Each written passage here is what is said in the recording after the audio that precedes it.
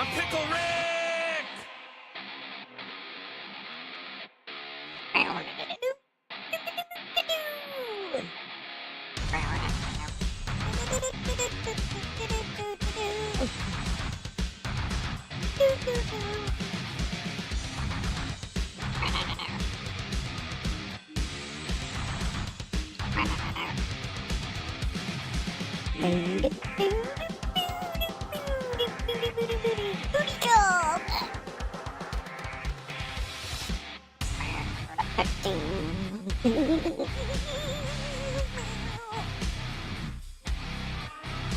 Special!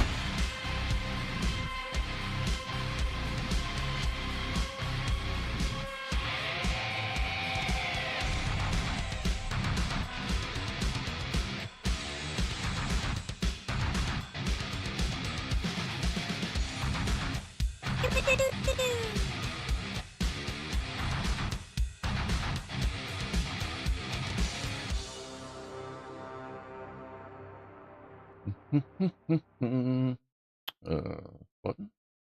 Button. Let's see, make sure that's good. And go there, and go there. And what's up, everybody? How are we doing this fine? Why don't I hear music? Do you hear music? You should hear music on Twitch anyway. That's weird. I don't know, you should hear him. Anyway, fucking hell. What's up, everybody?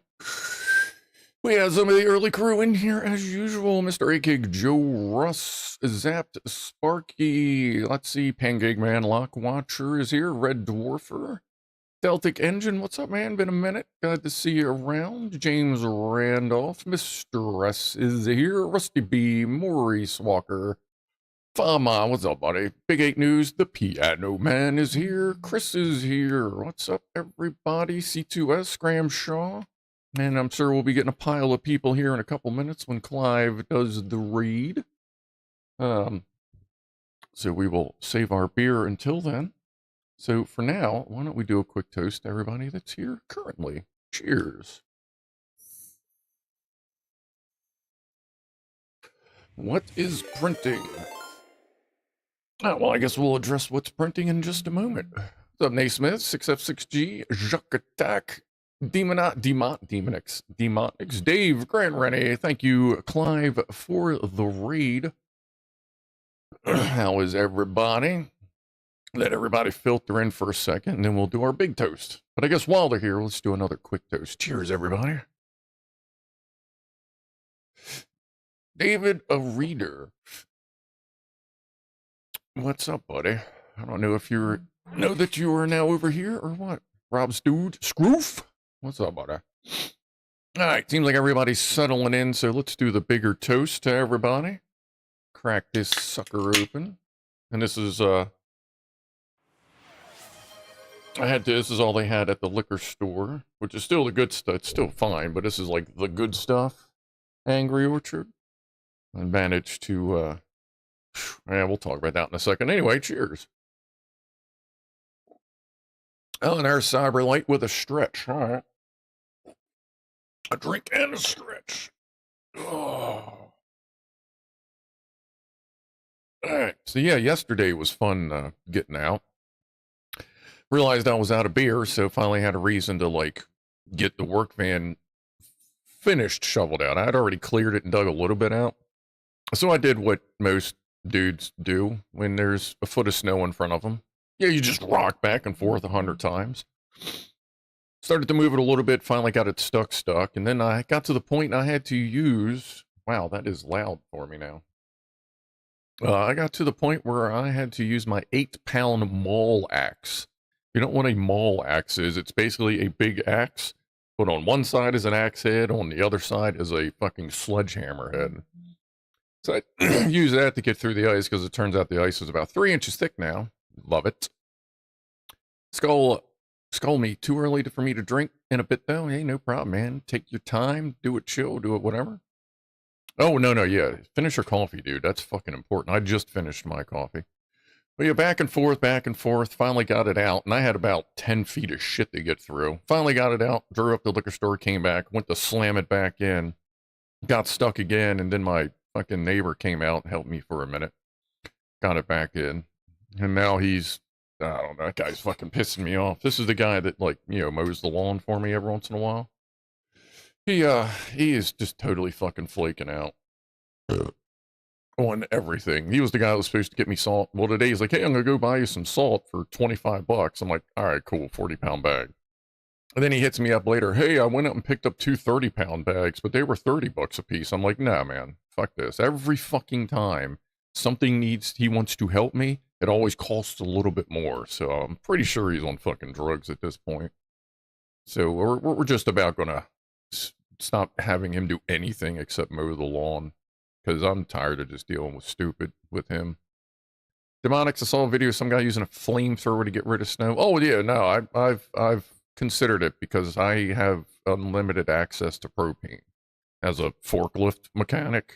Like I have, like if you, so like, you know, when the grill, you know, you got your grill tanks that are about this big.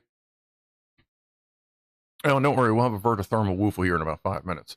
But you know, your typical grill tank, about that big. Your typical forklift tank, about that big. And then you got the big boy forklift tanks, which I have 3 of them, and those are like that big. Like they are, what, 3.5 feet tall? So I definitely have enough propane access. I just haven't gotten around to getting one of those wands because I have a feeling I'd have way too much fun with it and end up burning down most of Baltimore, which, honestly, if I burn down most of Baltimore City, I'd be doing the fucking planet a favor. What's up, DJ Bones? Emir, what's going on? Is this Tai Chi again? Oh, yeah, no, yeah, we're not. Whoa. Get them tires good or not? Yeah, at one point I went, you know what? Let's just see how long it takes me to get to the concrete. And eventually I heard, and then I went, okay. And that's when I actually started to get a good rock out of it. Baltimore already got nuked by that movie. Yo, yeah, that's the kind of, it's a fucking shame that wasn't real life. Jesus Christ. Delta Mike, what's up, buddy?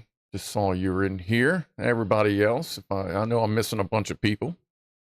Big Clive, there's a great flame thrower that is basically a button operating a high-pressure fuel pump and a 12-volt lighter. Oh yeah, but I got 250 psi of propane coming out of that vapor. If you crack it just right, completely unregulated. So I'm probably going to have to figure out how to put some inline check valves or something so I don't blow myself up. $10 for 40-pound ice melt. What a profit. Nah, this is one of them dudes, like, he was supposed to do yard work for me, and I finally went through and saw, like, I've paid him money for shit that he hasn't even finished yet, and I paid him in the summer. So, like, I think we're done with all that. Like, I'm tired of dealing with fucking crackheads. Alright, let's see. We got 3 minutes for the ThermoWhoofle. Then we have about an hour to Pussies and Pianos. After Pussies and Pianos, somebody asked what's printing. I'll show you that real quick. Since I got my pegboard up, which I'll show you after Pussies and Pianos, I'm going to use the Twitch phone to, like, be a camera so I can show you that. But as far as what I'm printing now, I am printing a very, very over-engineered tape holder, which looks like this. So this one works like that. It is a very weird design for tape. I understand that, but you will understand once you see where this has to go. But that is currently what is printing, and it should be done in about, well, it should be done in less than an hour. Currently it's saying it's going to be done at 6:44. So it'll finish sometime during Pussies and Pianos. Oh yeah, here's my control panel, by the way, for the 3D printer. I don't know if I showed that last time or not. But yeah, that's what's going on now. And here I can show you. I actually put a new scene up for the printer today that has everybody's stuff still in it. And I have all the PLA I have is 5 years old, but it's been in a dry box. So I'm just kind of using it all up, different colors, whatever, until I need to get some more. And I use eSun filament, or if I go to Micro Center, I get Inland, because Inland is, I'm assuming, is still reboxed inland or reboxed ESUN filament. Because after the VertoThermoWhoofle, I'll show you what I got in the mail, which we kind of talked about last week, dealing with all the stupid snow and kind of generator-y, propane-y kind of thing. Brandano, what's up, buddy? That's something I'd print in multiple sections to make it more robust. Well, I would normally do something like that if it weren't just holding rolls of electrical tape. Like, I do have some pretty beefy stuff. Like, actually, well, the VertoThermoWhoofle's coming up, but assuming that works, this is also kind of a test print. Whoops. But assuming that works, the next thing I'm printing is, when you for those that design stuff, whether it be 3D print, something that works, schematics, whatever, sometimes how you take a simple idea and next thing you know, holy shit. Well, we'll show you what that looks like in the 3D printed world. Do I have a bottom capture over here? I don't. I need to put a bottom button over here. And we will have the VertoThermoWhoofle in just a second. But assuming that works and everything prints out well, then I'm going to print this monster. Like, it was supposed to just be, like, a couple slots for, like, small things of oil like that one. That's just a bigger version. But then I put, like, oh, well, there's this unused spot. So let me put a slot there. Let me put hooks there. Let me put rings here for fuck if I know what. Holes and everything. So that'll be the next, well, actually, the next print will be that. But, you know. Uh-oh. We got noise. We got woofles coming. What do we got? JZB Phillip, thanks for you for the subscription and thanks for the follow. Fucking up. Or Fukin? Oh, no. No. Funk up. Funk up? Coughing up? Coughing up? Almost coughing up. I don't know. Funk, I don't know. Anyway, let's do the VertoThermoWhoofle, shall we? All right. See if I can get one in the center here. Number one. One for Freddy.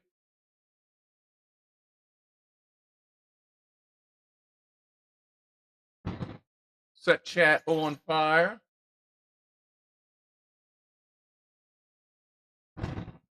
And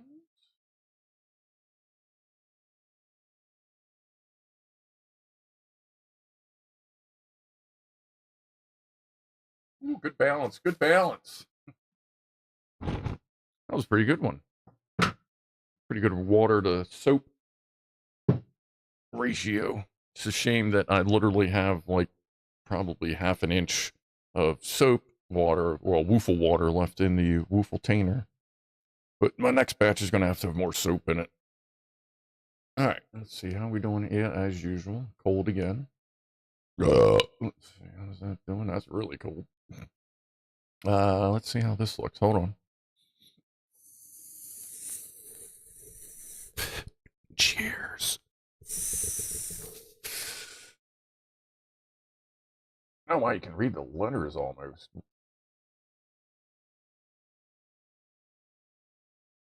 Cool Fire 4 Plus. Now, this fucking thing. This here, this battery pack, this Cool Fire 4 Plus, for those that were way back in the day of tobacco, this battery pack with the original battery is at least 10 years old, maybe 12. Like it is an old biddy, and I only have to charge it like every couple months. But I used to run one of those big fat tanks for running nicotine. I saw some 3D printer filament with a % of wood in it to give a wood-like print. Is this stuff any good? That stuff came out about 5 years ago. That came out towards the end. Let's see, who said that? Demonics, yes. When it came out, I heard it was pretty good, so I can only imagine in 5 years it's gotten better. The only thing you have to worry about when you're printing additive filaments, wood, carbon fiber, glitter, like seriously, even the glitter things, or very coarse ones, is you have to use a stainless steel nozzle as opposed to the typical brass ones that you see on there, because they will just grind out and open the nozzle up pretty quickly. So, but besides that, yeah, I've heard the wood stuff is good, and I've seen back because there's like a 5-year gap in my 3D printing. Life happened for a little while. Just got back into it, but I can tell you, 5 years ago, it looked fucking good. It printed really good. Just need that stainless steel nozzle. BigClive nozzle blockage and wear. Yeah, yeah. And that's the other thing. A lot of times with something like that, like the wood ones, they may, I'm not sure, but you may have to print out of a bigger nozzle to avoid actual blockage and plugging the nozzle up. Like your standard nozzle's a 40. Like you may have to run 60 or an 80, but yeah, you just have to look into it. But I'd say anything from your major ones, like if eSun makes it, if Micro Center has their Inland brand makes it, I know there's a lot of good brands of filament out there. And remember, Amazon is Reeboxed good stuff. I forget what they are. I don't think they're eSun, but I know they're good. It's a solid brand for most of the Amazon filament. Glow-in-the-dark vinyl records are like sandpaper. Yeah, oh yeah, glow-in-the-dark shit, that's real abrasive as well. Pretty much anything other than a standard filament is going to probably be abrasive. Graham Shaw, need a hardened stainless steel nozzle for some filaments. Just stick with the basic PLA. Works great for me. Yeah, but like I use PLA plus, PETG if I'm doing something for outside. And but with the wood, I get it. You're going for that look, and it does have a nice fucking look to it. The Belmont, 9 out of 10 Radium girls wouldn't comment. Good lord. Chuck Norris built the log cabin he was born in, says Chris. Yes, absolutely. I do believe he helped set up the town beforehand as well. Glow in the dark is the worst offender, says Bertidio Brandano. Yeah, that's rough. Apparently, whatever they put in there is just nasty. And I don't know how that works, but I'm guessing it's sort of a crystalline thing in there to make it glow. I don't know. But either way, I'm going to say cheers again because I have a beer and it needs to be drank. And I need to get that off of my side screen. All right. Now I got back into this. I do have stainless steel nozzles. I also have some 5-year-old TPU I'm going to try printing some stuff with here eventually. James Randolph, Amazon always makes reliable quality stuff, but then years later they switch like they did with the batteries. Yeah. Currently, from what I see, Amazon is using good filament. Seems to be just as good as it was 5 years ago from people I've talked to. But again, your mileage may vary. As the saying goes. What's up, Sauce? Welcome. Big Clive, I ordered wood effect filament and it was just light brown PLA. Well, was it Temu? Because, like, yeah, that's what I'd expect from Temu. But I know there are wood filaments that are wood fucking filaments. Even white filament is apparently quite abrasive. I guess it's the titanium dioxide. Yeah, that would make sense. I have heard a little bit about white filament, but I don't really print much in white. The only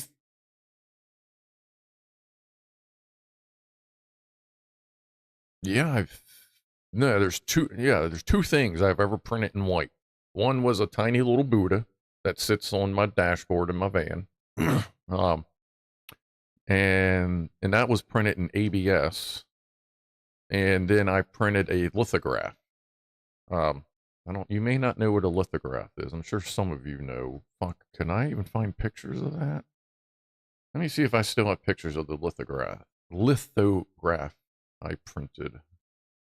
God, when was that? That was a fucking while ago. Well, it would have been between 2020 and 2021. Let's see if I still have pictures of that. I may have gotten rid of them off of my phone. Hold on, my ear itches.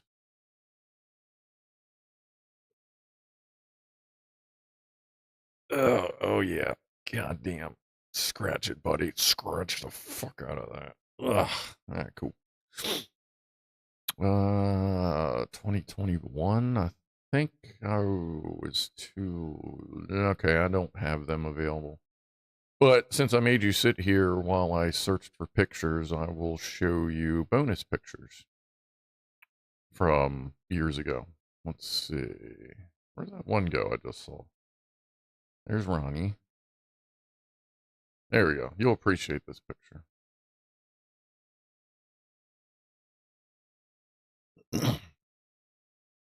That would be Jeff when Jeff lived here. White paws, orange fur. So there's a Jeff pic. I'll have to see, but a lithograph. All right, so that means I just need to Google lithograph. Show a picture of a is it lithograph? 3D print. I should look up here and make sure I'm not saying something stupid. No, there it is. Okay, here's a good picture of one. Actually, this is a great example of one. Can't really zoom in. Oh, I can't. Can I zoom? I can't zoom. I can't zoom. Can I just view the pic? God damn it. Mouse? Not you, mouse. That mouse. I may need to get a new mouse here soon. Save image. Open image in new tab. Can I do that? All right. So here's a lithograph. So you print that, and you print it usually vertically, like standing up to get really, really good resolution. It'll come out much clearer. And when it's sitting there, it looks like this right here. But when you put light behind it, it does that because the varying thicknesses give you varying darkness. So I printed a lithograph. That was for my former, the guy that used to own the company I used to work for.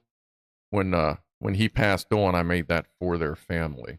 And like, well, not that one, but I made one. I contacted people and got pictures of like everybody, family pictures, having fun, and I printed a 3-sided lithograph for the family, and apparently it sits on the mantle. Like I thought it was cool, but I didn't think it was that cool. But I guess the family did. But yeah, look, that's pretty much anything I've ever printed in white. God, that was a long fucking thing on printing white stuff. Phew. All right. Lithoplane. That might plane. Lithoplane. Oh, okay. Plane, not graph. Okay, yeah, I guess graph would involve ink for graph. Plane would be a flat. Okay, yeah, lithoplane. Thank you. I knew I was probably saying it wrong.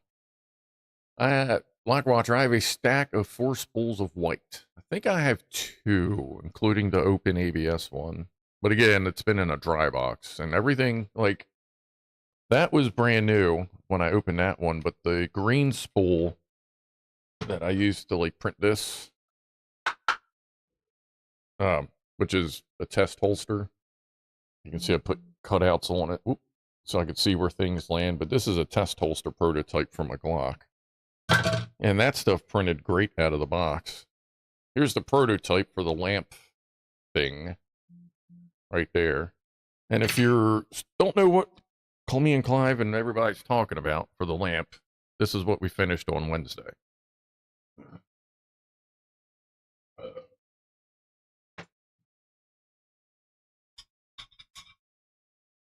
I'll tell you the history before I bring it over. This used to be my grandma's lamp ever since I was a kid. I have no idea how old it is. I know it's at least 40, maybe 50 years old. I don't know. But my stepmom found it. I wasn't sure what to do with it, so I said I would take it. She just didn't realize that I was going to take it, update it, and I'm going to give it back to her so that she can have one of her mom's favorite lamps. And now that it's LED, it'll last forever.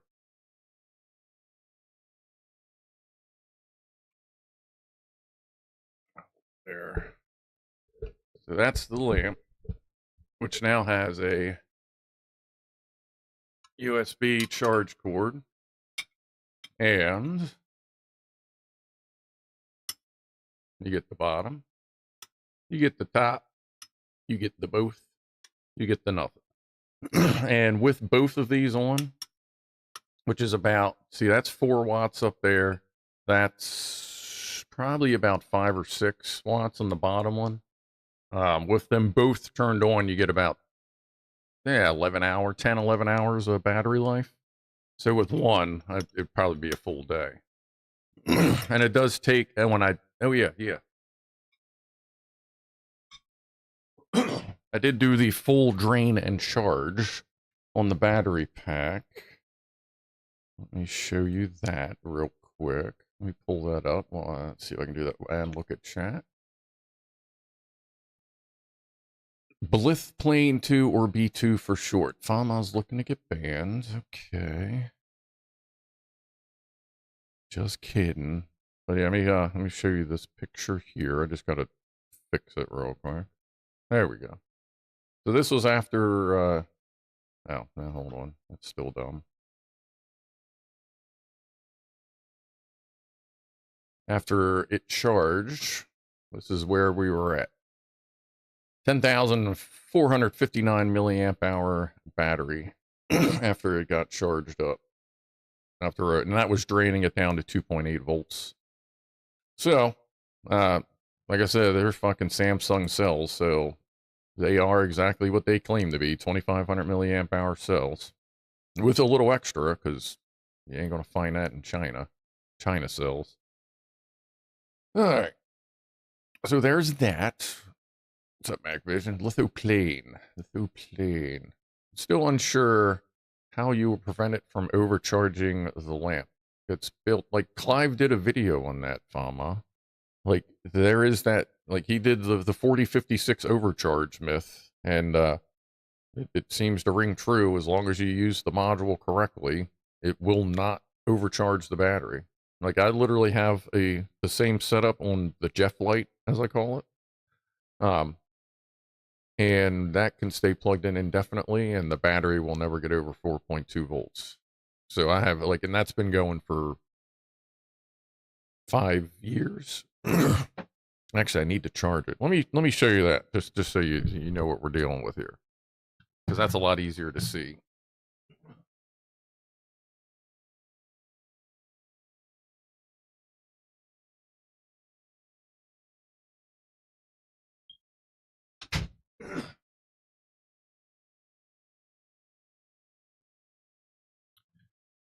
Some of you have seen this before, but this is the Jeff light with a 4056 module that has never overcharged the battery. There's the light.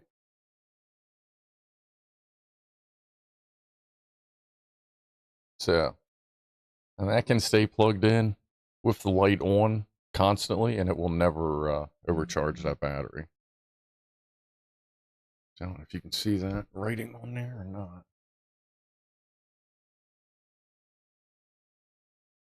This was out of, I think, a Samsung?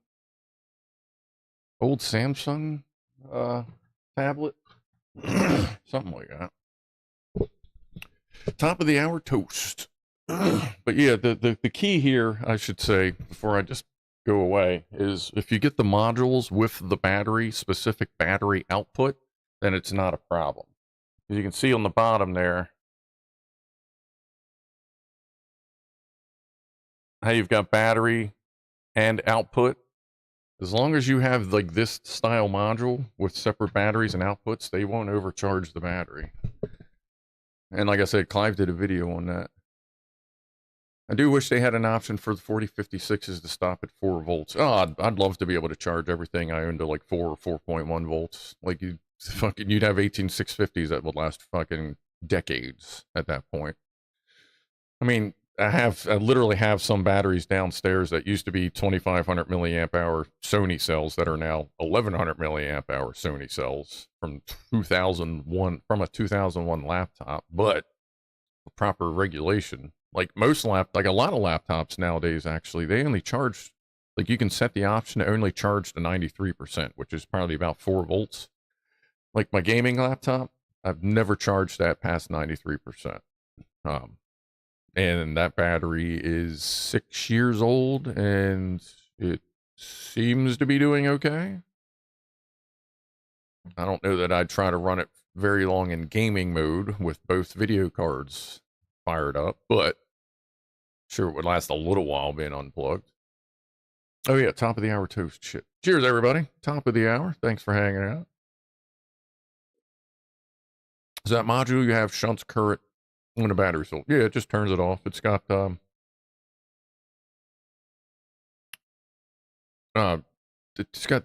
transistors on it just to shut the current off, and then it, like, basically just pops in every once in a while. Like, I don't know what the timing is based on, but it kind of just, like, pops in every once in a while, I guess, to check it, because it never overcharges and it's never undercharged. And I've put that little cool little amp clamp that everybody has, the little 210. Like, I've put that on there with it being charged, and it wasn't trickling current or anything into it. We have ads on Twitch. Yes, we do. So, no, I wouldn't have any. Do you have a link for the one that you use for that module? Yeah, yeah. I can give you 2 links, as a matter of fact, because they have a USB-C one as well, which I was looking for, but to put on there, but I couldn't find them, and it doesn't matter because I have that mini USB or micro USB cord. It's not that big a deal. Yeah, I will put links in the chats for that module and the USB-C version of it. Give me just a moment to find it. There's the USB-C one. And where's the regular one? Last time I bought them, I bought I think 20 of them. That's probably why I can't find the listing for it. 10 Ps, TV4056 micro USB. There we go. And it looks like, yeah, they are still current products. So here is the Type-C link.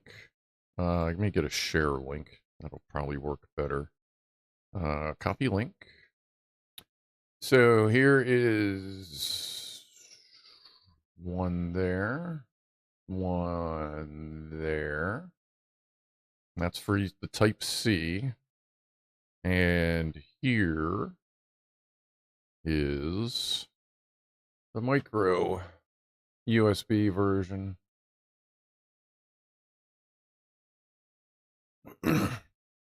Just get them off Amazon, cheap as shit. And I've been using them for years, and I've not had one go bad on me, not had one want to run away, do anything. They barely even get warm. So, I mean, it's just cheap, easy circuit, nothing, not working real hard. So even the cheapy ones are good, but it's nice to have those modules because then you got it all wrapped up in one. So, cheers and toast for Catherine. What did I miss? Catherine O'Hare. She was a wonderful someone. Did she go bye-bye? I remember Maureen O'Hare. I know the one lady. It's one of those famous lady actors died the other day. The redheaded wife in Beetlejuice. Like the buyer, and Macaulay Culkin's mom in Home Alone. I guess we can toast to them. That's all right. Sucks to anybody who went. That's her. Okay, yeah. So yeah, absolutely, yeah. Actually, matter of fact, yeah. Cheers to her. She was pretty cool. I liked her. I thought she was a good actor. Never had. I don't know that I ever really saw anything she wasn't good in. So yeah, cheers to Catherine O'Hara and her family and friends and all that. Sucks to see you go, but when you were here, you were pretty fucking awesome. So cheers. Kevin! Yeah, that's her. She always seemed good to me. I don't know. Of course, I worry nowadays. I say, oh, they seem pretty cool, but then you come to find out, I missed something in the news where something bad happened, but I'm pretty sure she was pretty good. Everyone watch SCTV. I remember a little bit of that. Why are you bringing that up, Fama? Was she in that? Or do you just think we should all watch SCTV? Can you alter the charging current on those? Yeah, they have the, I mean, you'd have to solder, but you can just replace the little tiny resistor on there if you want. The little charge regulator. I think it comes with a chart, and if it doesn't, there's a million places to find it on Google, but a chart of what resistor for what charge current. Because I have one around here that's 300 milliamp hours, and then I got my alligator clip one on the new pegboard now, just hanging up. Beetlejuice X3. Yeah, was she in the new one? Yeah, I can't remember. I think she was in the new one too. That sounds nice. Should be a great place to chill when off work. Oh, sauce. Someplace nice for sauce. Okay. Oh, it's a large place and has maintained communal grounds. Oh, that's cool. I guess she wasn't a very responsible mom. Oh, okay. I don't know.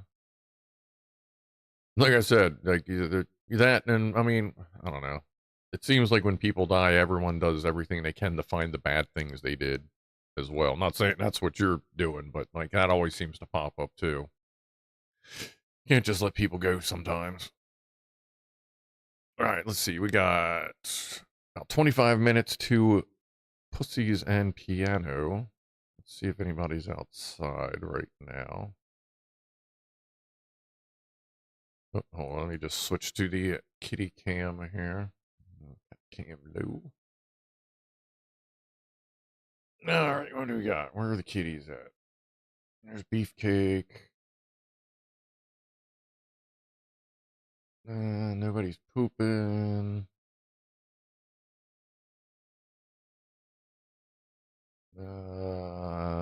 Might be somebody in there.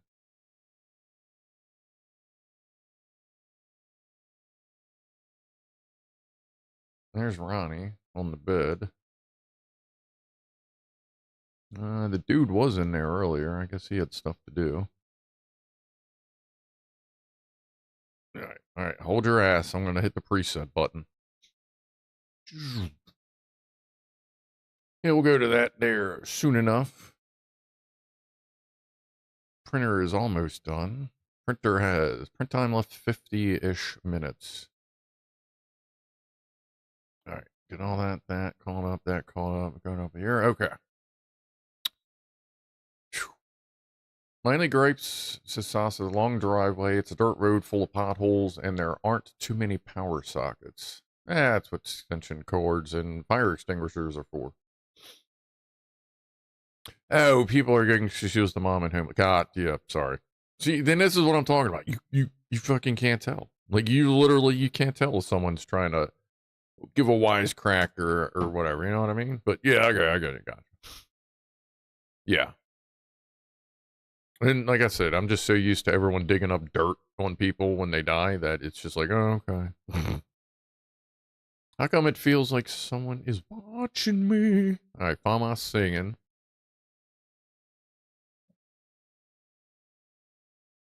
God, okay, yeah, all right. Yes, Beefcake is chilling, let's see. See, we covered the snow. Oh, there's a little thing since we have space nerds in here. Have you, does everyone remember SETI? The search for extraterrestrial intelligence? The thing where you got to like run the little thing on your computer and it was help searching signals that were gathered by various satellites and all that. And you had to process it, looking for strange signals. Does everybody or does anybody remember that? Well, yep, SETI at home. I was in on that. The fox in your biscuit tin. I like that. I like that. Where's Benji? Benji will like that. Well, they're done.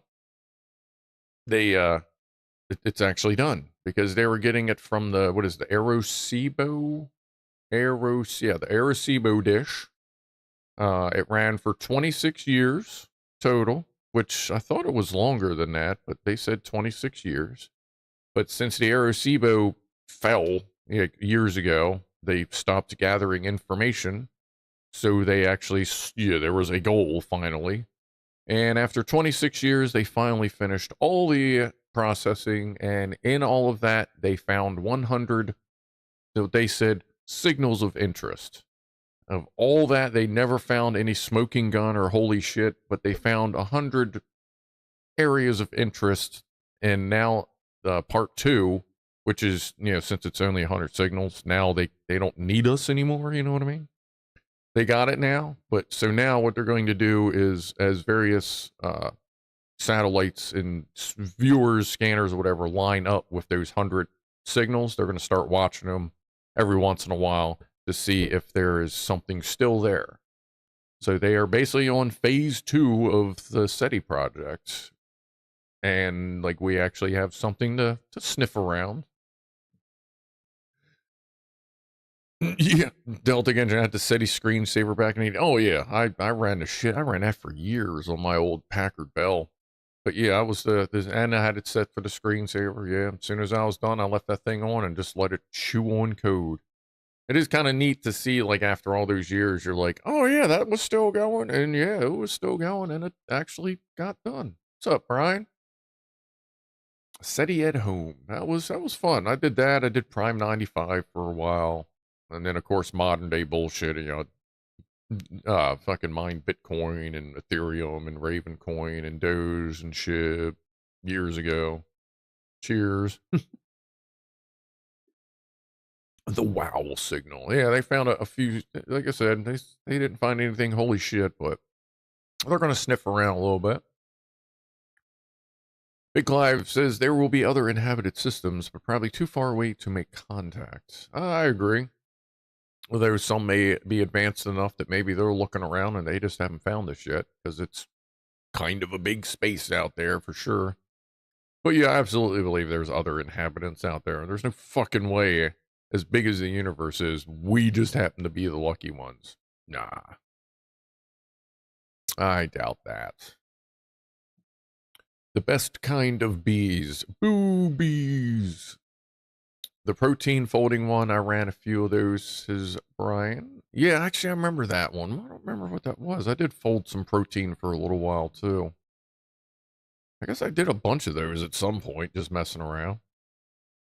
But we got some pictures rolling in. Why don't we switch over to that for a moment while we're discussing folding at home? That's what it was. Thank you, Treasure Luke. Jack Attack in November 2026, NASA's Voyager 1 will become the first human-made object to reach a distance of 1 light day. Yeah, we were talking about that, last summer? I knew it was coming close, but yeah, it is the actual point coming up. That's, I hope it lasts that long, because it is struggling with its current power situation. I mean, you can't turn much more off, you know what I mean? All right, from Ram 50V8, he sent this in on Wednesday. So make sure there's nothing weird on the screen that needs to be worried about. All right, I got a button for that over here, don't I? Oh, no, I don't have a button. I just said I need a button for that. So this was from Ram 50V8 when we were working on the lamp on Wednesday. His Kite watching. I am almost out of beer. I am out of beer. All right, let's see here. That from the Pancake Man, Lock Watcher, we have stuff. Walmart find.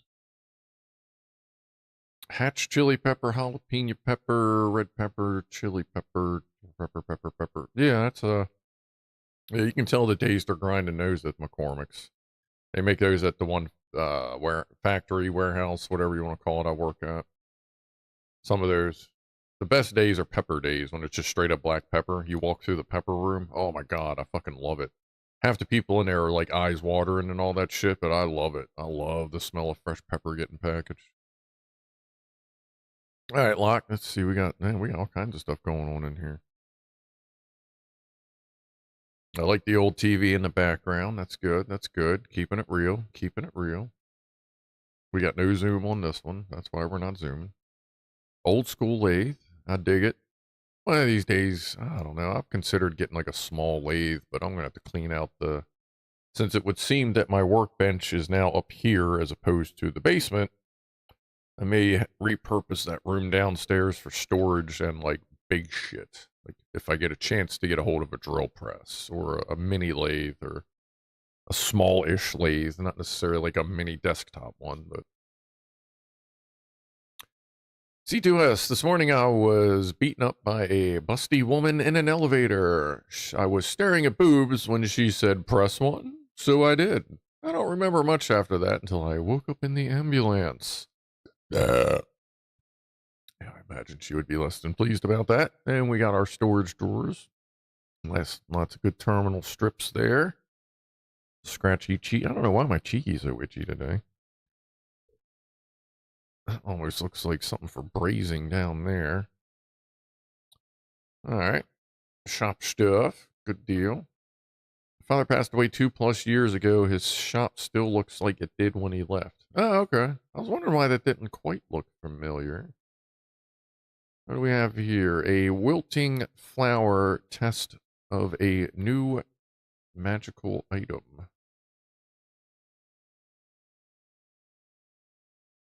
Wonderful shop. Yes. Whoa. Did you kill it? All right. That's cool. Oh, and a lithograph. Here is my recent, or lithoplane print. There you go. A little chillin'. So yeah, there's another example. And like when the light is off, it just looks unusual. It just kind of looks like a chunk, which you can see a picture in it, but it definitely doesn't look like it's supposed to. Let me check here. That's weird. Okay, that ATF. Oh, I gotta save that. ATF approves potato suppressor. I'm gonna leave that. I'm fucking annoyed with that. Keeping that. Sorry. Trying to sort through everything to find y'all's stuff. Just redeemed to give a toast. Oh, it is about that time, isn't it? Cheers, everybody. 20 after. Have a sip, have a drink. Pet your cat, scratch your dog, pinch a nipple, scratch a butt. Either way, cheers, everyone.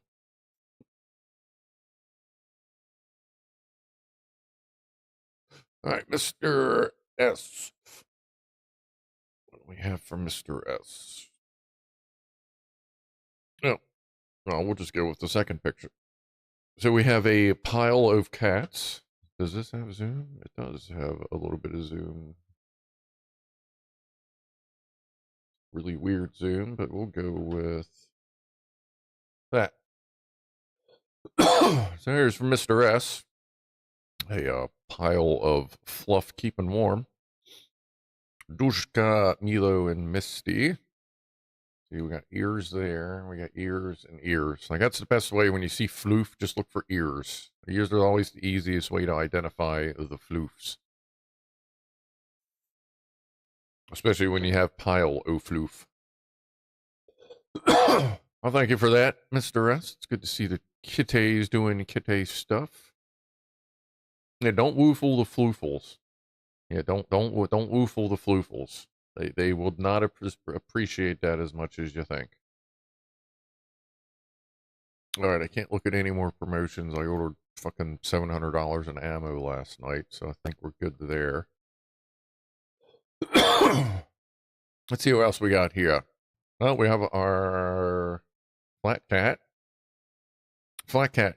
Tonight's flat cat is bread cat. Is flat cat making bread? Let's see. Flat cat's got safety glasses on. That might be a steak or bread. Could be toast. Is that flour? Almost looks like flour and a shovel with some tea. The way the tea is there, so that's good. What do we got here? The 6-track for tuning magnets. Okay, that doesn't have to do with flat cat. Digging a hole, maybe for bread. Bread cat. What's flat cat doing there, bud? We should know. Are you burying your tea? Is that digging up lots of cocaine? Are you on a cocaine ground and you're preparing for the party? For the party. See, it does look like a shovel there in the hole, but how does that relate to bread? That's what we need to know. Been doing some digging and had to have a tea break. Should that be break cat then? Because it says bread cat. That is my confusion, I guess. It says bread cat. If the tea has wavies, the turd should too. Well, that's not the turd, that's the hole. There's no turd in it yet, I would say. What's up, Subsonic? Subsonic Subaru's been playing Arc Raiders a little bit here and there with Hawk Nest Monster. Alright, what screen are we on? Okay. Anyway, good to see Flat Cat. Getting busy, as Flat Cats should. A good tea break for digging a hole. I do dig that. I guess we're going backwards with the WhatsApp today. Okay. Sauce, the view from the sitting room of the apartment I am hoping to get. Okay. Okay. We can do that then. Okay.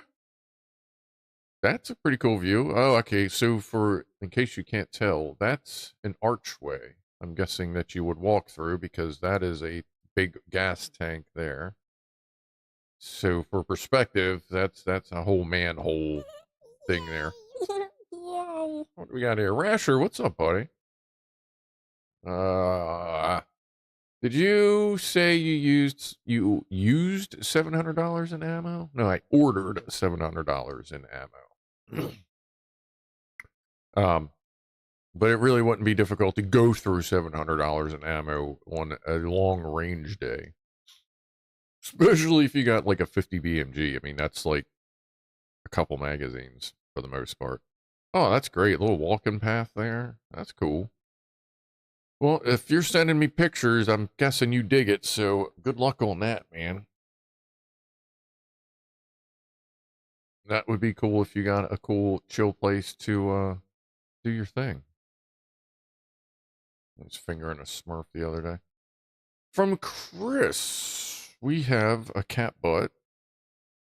Let's see, had a massive draft of cold air entering the house through the fume hood, so I designed and printed a solution. Jason, the supervisor, had to take a look. Ah, yes, Jason. Jason is always a good helper. Yeah, I have a spot in my kitchen where a huge draft comes through, so I stuffed socks and duct tape up it years ago, and it's still holding pretty good. There you go. There you go. You get a different view. You got the question mark tail. That's usually a good thing. That's good. Thank you for the floof butt. It's always good to see Jason doing his thing. He's a good kitty. No. And trying to think of what that's for. Almost looks like a toy thing. Oh, yeah. Who posted the thing about the cat toy print thing spool? Is that done? I don't know. It's just quiet. I actually downloaded that. I can't forget who I forget who posted that on the Discord a couple days ago about the cat toy for used printer spools. I actually downloaded the print and ordered some dingle balls for it. A draft excluder for the fume hood. Oh, okay. Gotcha. Oh, yeah. Pivot. Yeah, that goes to turn. Yeah, okay. I dig it. I love 3D printing shit. It's so useful. It's just the problem is now that the 3D printer's up, besides once we get the engine running, I have to do the thing for that. But I'm trying to remember all the things I've been meaning to 3D print, although I'm kind of focusing on the pegboard for now, just for organizational purposes. Benji, what do we got from Benji this week? We have... That's odd. Like, I see what you're doing there, but that's a different way to do it. What all's in there? Is that like a Danish or something? Or did you take that and just stuff the shit out of it with like garlic butter and onions and some little bit of fucking Italian seasoning, some extra oregano? Oh.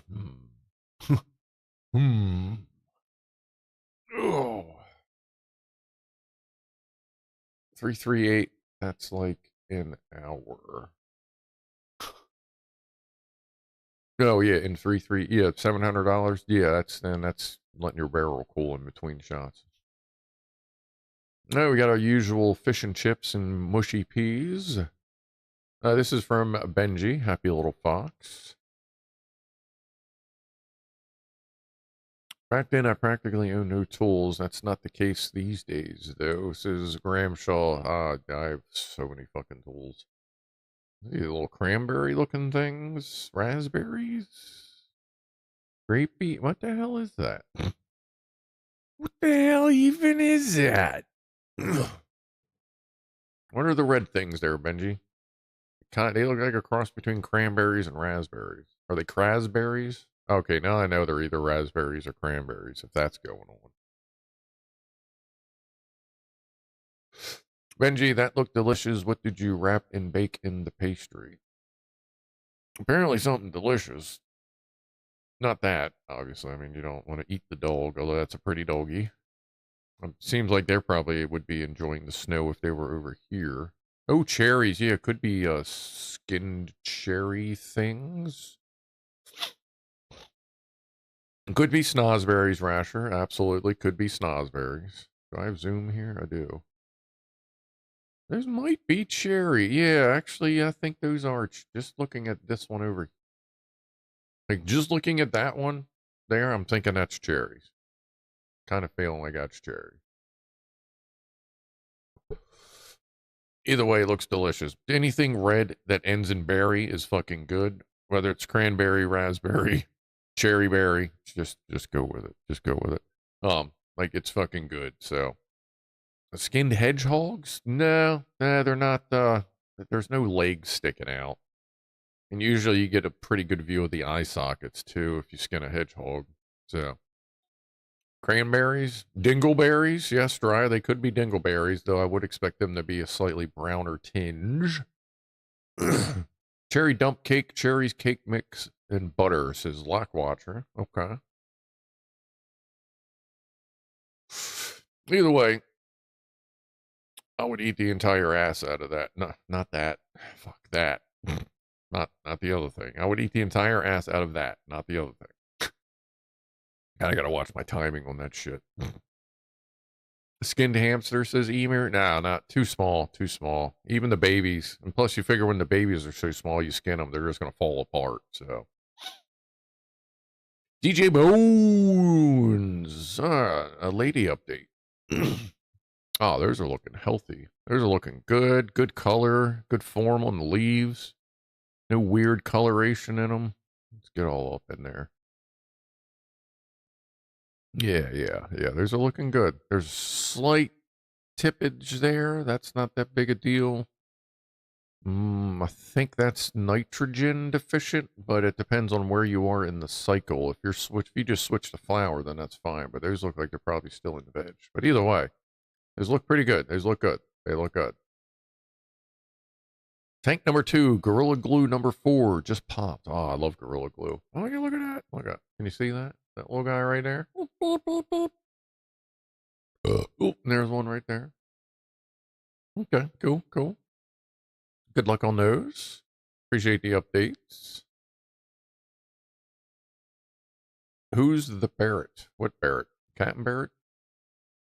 Any kind of baked fruit concoction is delicious, says Red Dwarfer. Absolutely. As long as they're not dangleberries. Yeah, I don't want that either. There's 6 ads on Twitch starts in a minute. All right, just so you know. Red Dwarfer, what do we got here? We got the Jubbinator. Hard at work inspecting the freshly mowed lawn. Yes. It is a hard work inspecting a mowed lawn.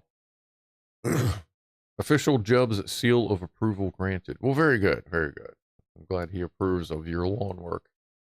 Good to see the Jub. I love when fucking cats are in the sun and like there is just nothing there for their eyes.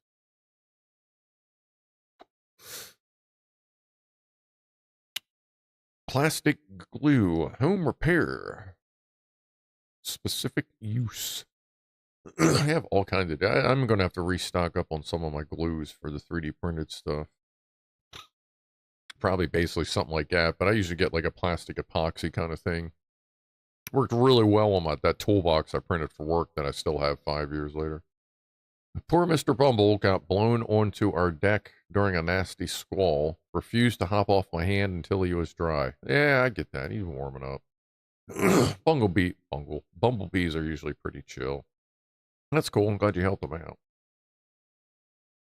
Poor old dude. And let's see. Yeah. And from 404, I got the thermal camera. There you go. Thermal kitty. Don't cats look weird under thermal cameras? Their face is like demonic. Of course, we may just be seeing what's behind all the fur.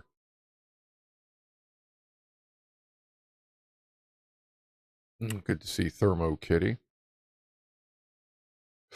Yeah, when I got my thermal camera, I did a whole run of thermal videos. If you look back some, you can see a whole run of thermal camera videos I did of cats in my truck and shit at work and people.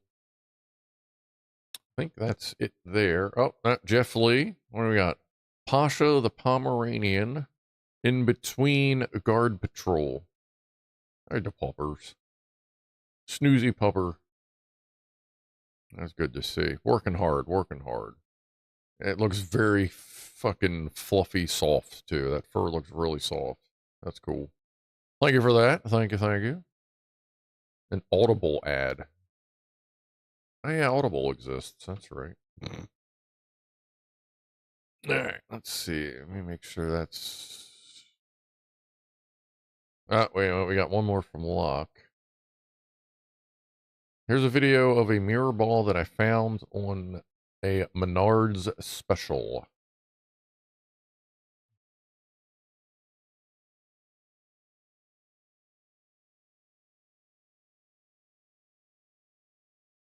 That's not bad. That's cool.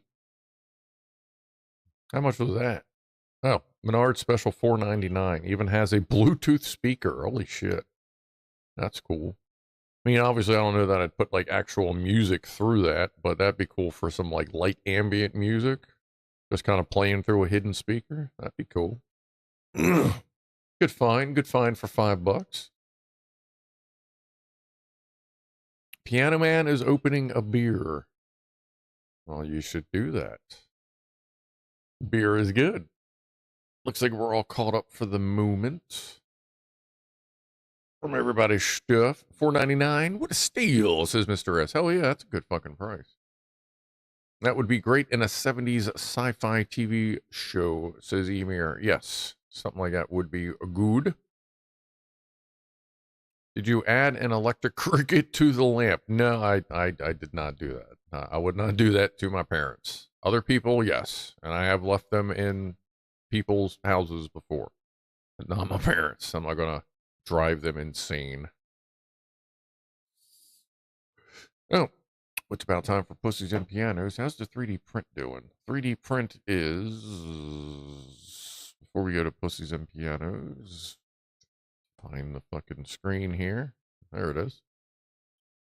It is at 92%. Oh, and now it says it's going to be done in 20 minutes. I was kind of hoping that would be done right after Pussies in Piano, but all right.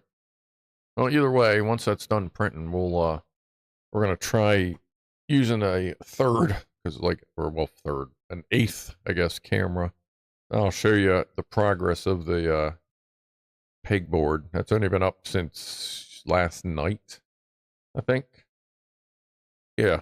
I know, like yesterday afternoon or whatever.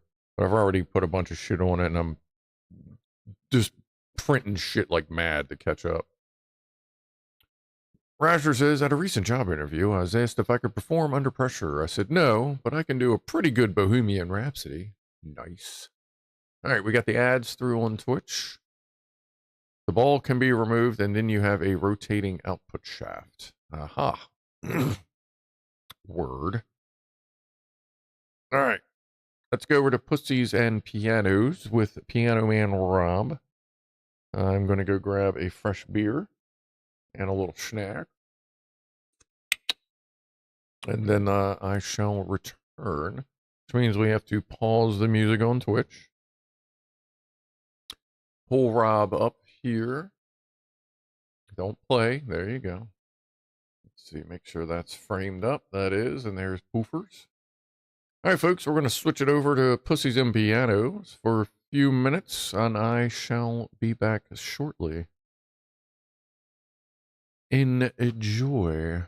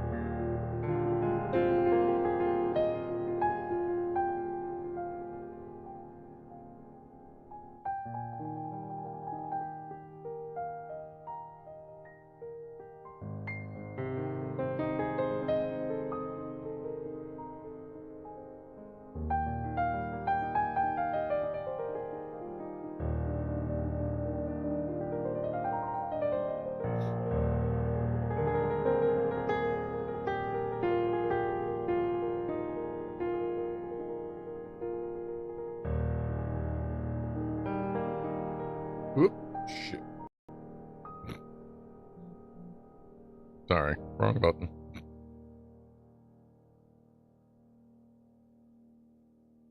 Ooh, where's the mouse? There. Anyway, what's up, everybody? We're back.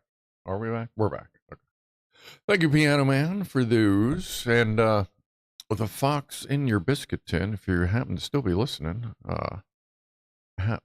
what the French toast is going on?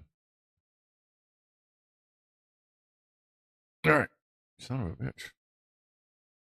So thank you, and for stopping by. And they redeemed everyone's stretch while we were away. So whether they're here or not, everyone take a stretch. You've been sitting for a while. You know you could use it. Oh. And if you already stretched, then stretch again. Ooh. Ow. There we go. Phew. Okay. Fucking hell. Ugh. All right. Phew. Yeah, actually, the dude, he's getting a little more used to being around Ronnie, but not, it's going to be a while. You got two dudes that are just not, Tai Chi again, yes, Chris, yes. But two dudes that are not interested in sharing, so. Well, we'll see how it goes. And as I've said before, he never finishes what's in his dish anyway at this point, I've noticed. Not another bloody Tai Chi advert. Yes, yes, yes, driver. Everybody's doing their thing. This whole week I've been on vacation. I've left the door open because I typically keep the bedroom door closed because Ronnie was kind of banned because he peed in there once. But I've left the door open pretty much the whole vacation, and everybody's been cool. Everybody's been good. So I think I'm going to start doing that when I'm home now. Let everybody room, give them an extra room. The dude is generally asleep on my bed, waiting for me to hang out. So,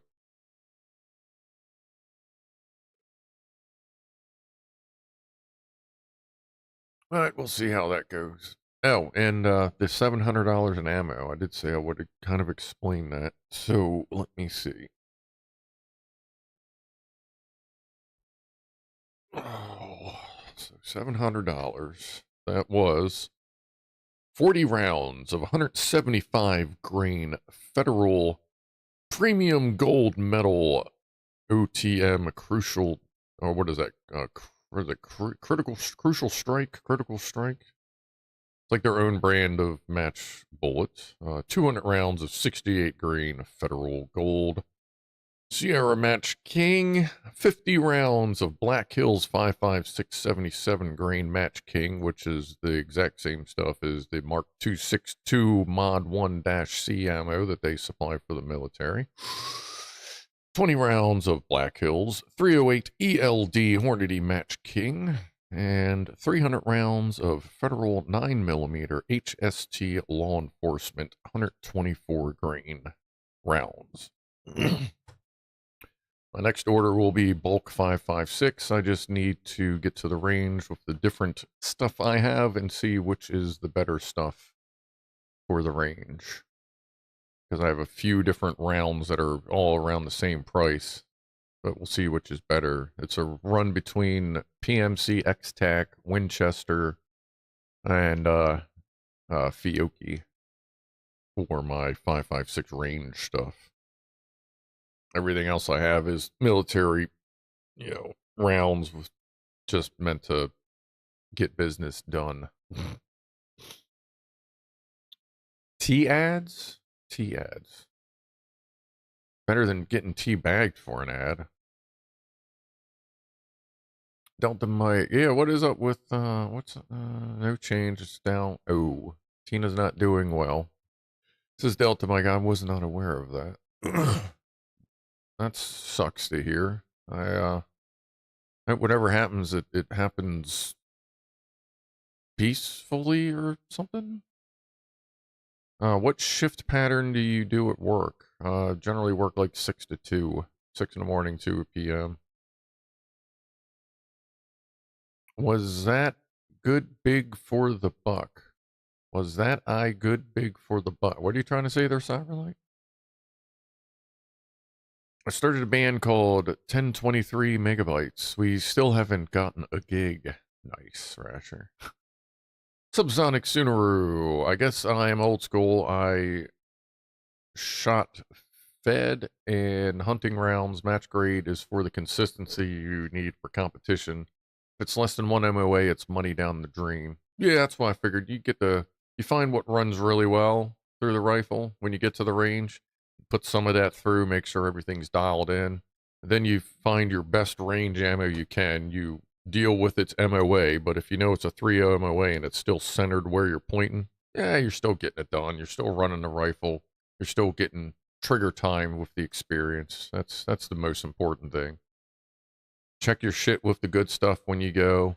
Then obviously you don't want old ammo, so use all your old stuff first. If your ammo doesn't have a date on it, then you should like mark it on the box or whatever's containing it. Although I would say most rounds that I've seen have a date stamp, like a year code on the bottom. But, you know, just make sure oh, there's the dude flooping around. Just make sure you keep it dry. You know, you can see the dude behind the door. You can really see him. I think he flipped the lid and then saw Ronnie was there and went, nope. Because at this point, Ronnie likes hiding in the tube, and when dude comes out, he jumps him. Was that a good bang for the buck? For the ammo, most of it was on sale. Or I had a discount code. I ordered it from 2 different places. I guess Poofers was in the bedroom.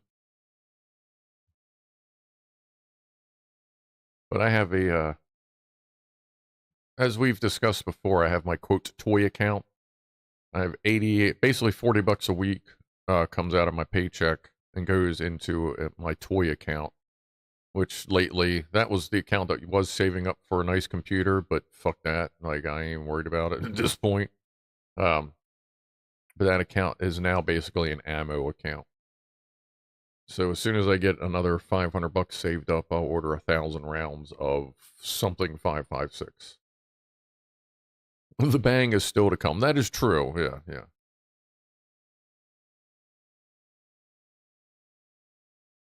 This coming week, I need to get to the range so I can finally get my Glock 48 zeroed in.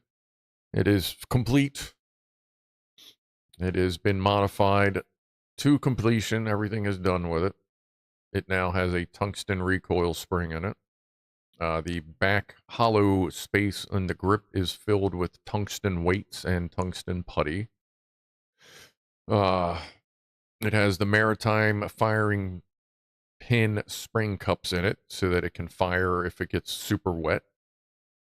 The only thing left to be done is to finish my final design of the beaver tail on the back of the grip. And this might be it. I just haven't tested it yet. So it is about time to get to the range. That and with a 15-round magazine, it's going to be a very, very manageable subcompact pistol. Is there a trick to get the rubber seal back in the lid of a metal ammo box? If it's not too stretched out and warped, you can usually just kind of stretch it a little bit and pop it back in. But they do kind of go bad. Not a lot, but enough. That's why a lot of people, if you got a lot of 50 cans that you've bought used or you know they're getting old, you can get the rubber seals really cheap. I think they're $2 or $3 a piece if you look around. But if it's just, a lot of times if you pull them out or they come out, they do that weird thing where they just don't want to fucking fit anymore. So if you're having a bitch of a time getting it in there, that's probably the problem.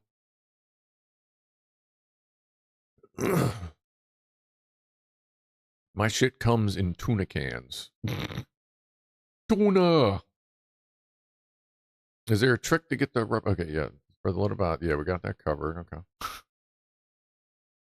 If Tina watched, she'd be Tina Turner. Did you type that twice? Oh, that was typed twice. Okay, I was wondering why I read that twice there, Mr. F. Mr. S, but you did type that twice. Okay. He needs to be able to bring that sort of game to the table, and he knows that. Ooh, what are we talking about there, Graham? We getting you and Rob getting a little crazy? Lockwatcher just sent in a most beautiful picture. Most beautiful. Oh yeah, we're empty over there anyway. So this is what Lock just sent us. It is close enough to 7 o'clock that I will allow. That is a fucking good looking grilled cheese. Now, is that buttered or is that something else? Because I know some people use butter, some people use oil, some people use mayonnaise because Gas Master is weird. Just kidding. Some people, do you butter the bread or do you mayo the bread? I know some people put it in the pan. What's your style there? Because that's a nice evenly cooked pan, which also means the pan was warmed up ahead of time, so you don't get that weird half cooked thing going on. What are we talking about here, Locke? Dish, bitch. I bet it was a good grilled cheese. That's got that right kind of brown, that right kind of crisp. Butter bread first. Butter the bread. Okay. Okay. Yeah. Tell me, should we do a poll for this? We haven't done a poll in a while. Let's do a poll for this. All right. So save it. Save your answers. Let's do a poll for how we do a grilled cheese. Where is it in here? Hype meter and viewer count. I ain't worried about that. I got my thing already. Why isn't that running? Is Caster Labs up? Like my little counter right there is derped. I know I ran that software. Maybe I didn't. Oh no, I didn't run that. Okay, so yeah, there's a thing will appear right there in a moment. Because I know that's fucking crucial to the show, but just so you know. Okay. Let's minimize that because I don't care. There's a giveaway tool, a giveaway made by a community member. It's not yet considered stable, so I may avoid this for now. Okay. Poll options. Let's see. How do you make your grilled cheese? Let's see. Butter on bread. Butter in pan, because some people make it like that. Mayo on bread. I know nobody puts mayo in the pan. Some other oil. And I don't like grilled. I don't like grilled cheese because I'm weird. Okay. How do you like your grilled cheese? Let's see. Butter on bread, butter in pan, mayo on bread, some other oil. I don't like grilled cheese because I'm weird. Okay, let's reset poll. Enable. There we go. To answer, simply type the number and nothing else. Don't type 1 because it's awesome. Just do something like, 1. Boop. Just the 1. Just the 1. Yeah, if that's what you want to vote for.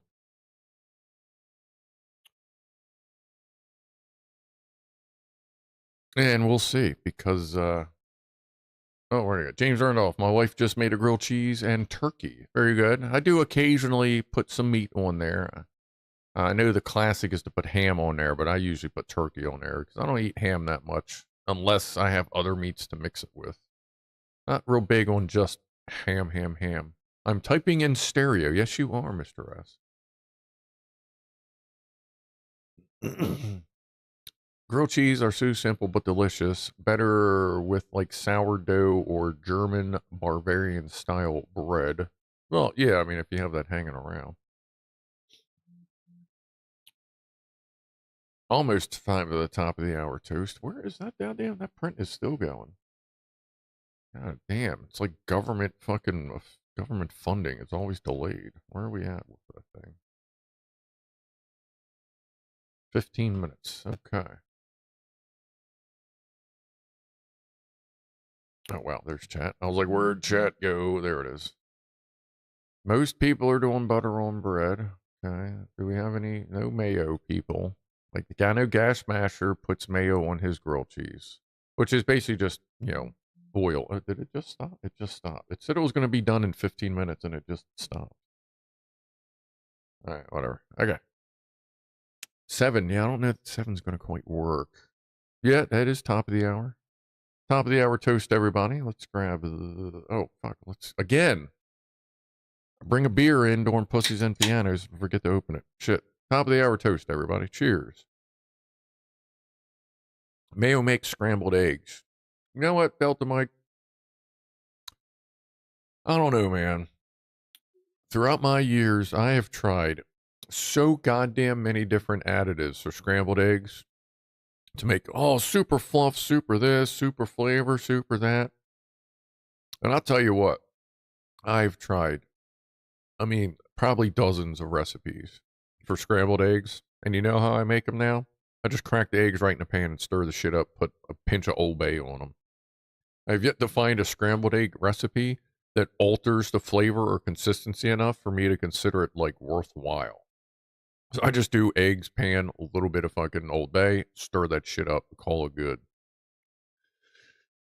Like I'm just really, it's just like scrambled eggs just always sound like always taste like scrambled eggs, unless you put a whole lot of extra shit in there at some point, and then it tastes like scrambled eggs plus a whole lot of something else. You know what I mean?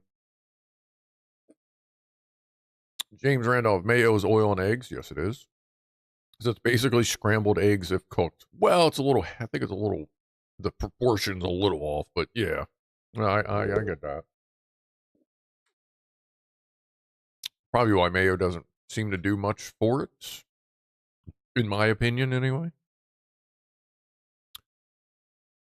Spider Driver says eggs plus pepper. Yeah, just pepper in there is good. What I usually do is, whether it's scrambled eggs or like over easy eggs with, liquid yolk kind of thing, I'll put just a vague sprinkle of Old Bay on them. And when they're done, if it's yolky eggs, I'll put a little bit of salt on top and then pepper. If it's just scrambled eggs, I'll put pepper on top. Of course, if it's scrambled eggs, I might be putting cheese on it. I might be putting bacon on it, like shredded bacon or bacon bits on it. Sorry. Let's see, what else do I do with scrambled eggs? I'll do the cheese. I'll do that. I may be putting it on bread. I may be doing salt biscuits and gravy. Calm down, UK people. You just don't fucking know. No, I do. I really dig the egg thing going on there. Grilled cheese and scrapple. Add eggs, and it's a win. Thank you for the $5 there, Subsonic Subaruba. I do like. I'm not big on scrapple. I'm not totally against it, but for some reason, to me, for those of it had scrapple, try to bring back that flavor if you didn't like it at least. But for me, scrapple tastes like dusty sausage. It's like sausage that sat out for way too long, but it didn't go bad. It just got all the dust on it, and then they cooked it. I'm just not a big, like, I'll eat it, but scrapple is just not the thing. What the fuck is scrapple? It's slightly different spam, I guess. It's spam with added dust and age or something. I think they may grind up old people to give it that old flavor, perhaps. Mama, bread's got to be buttered or margarine if that's what you have for it to transfer the heat to the cheese. Yeah, I say butter, but I have margarine mostly. I keep like butter in stock, as it were, in case I need it. But I usually use margarine, which is, it's basically salty oil.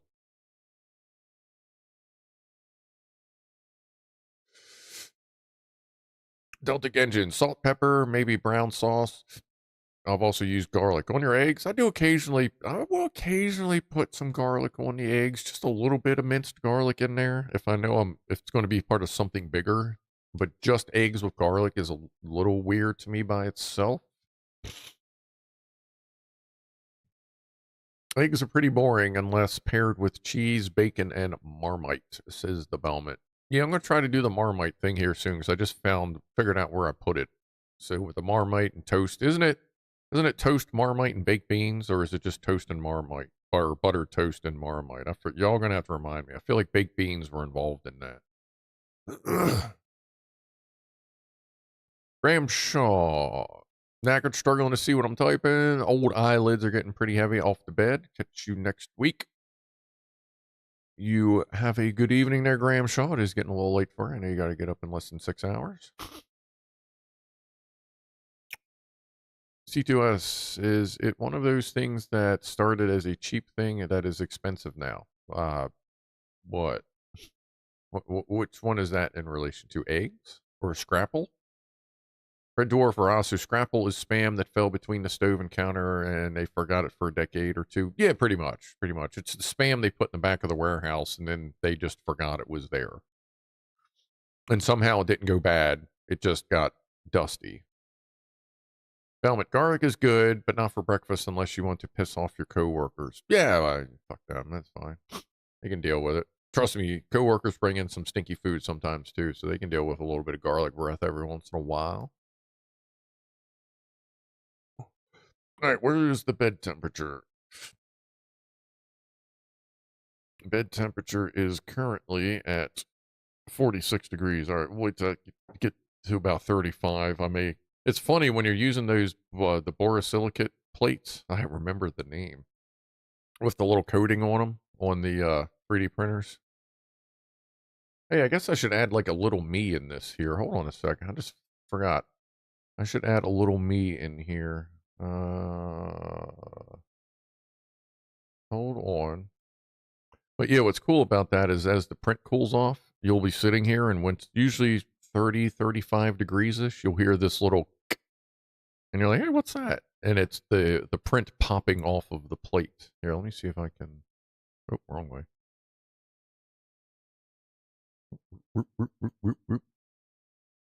I don't want to go down because I'll probably end up crashing the head. Actually, no, if I do this.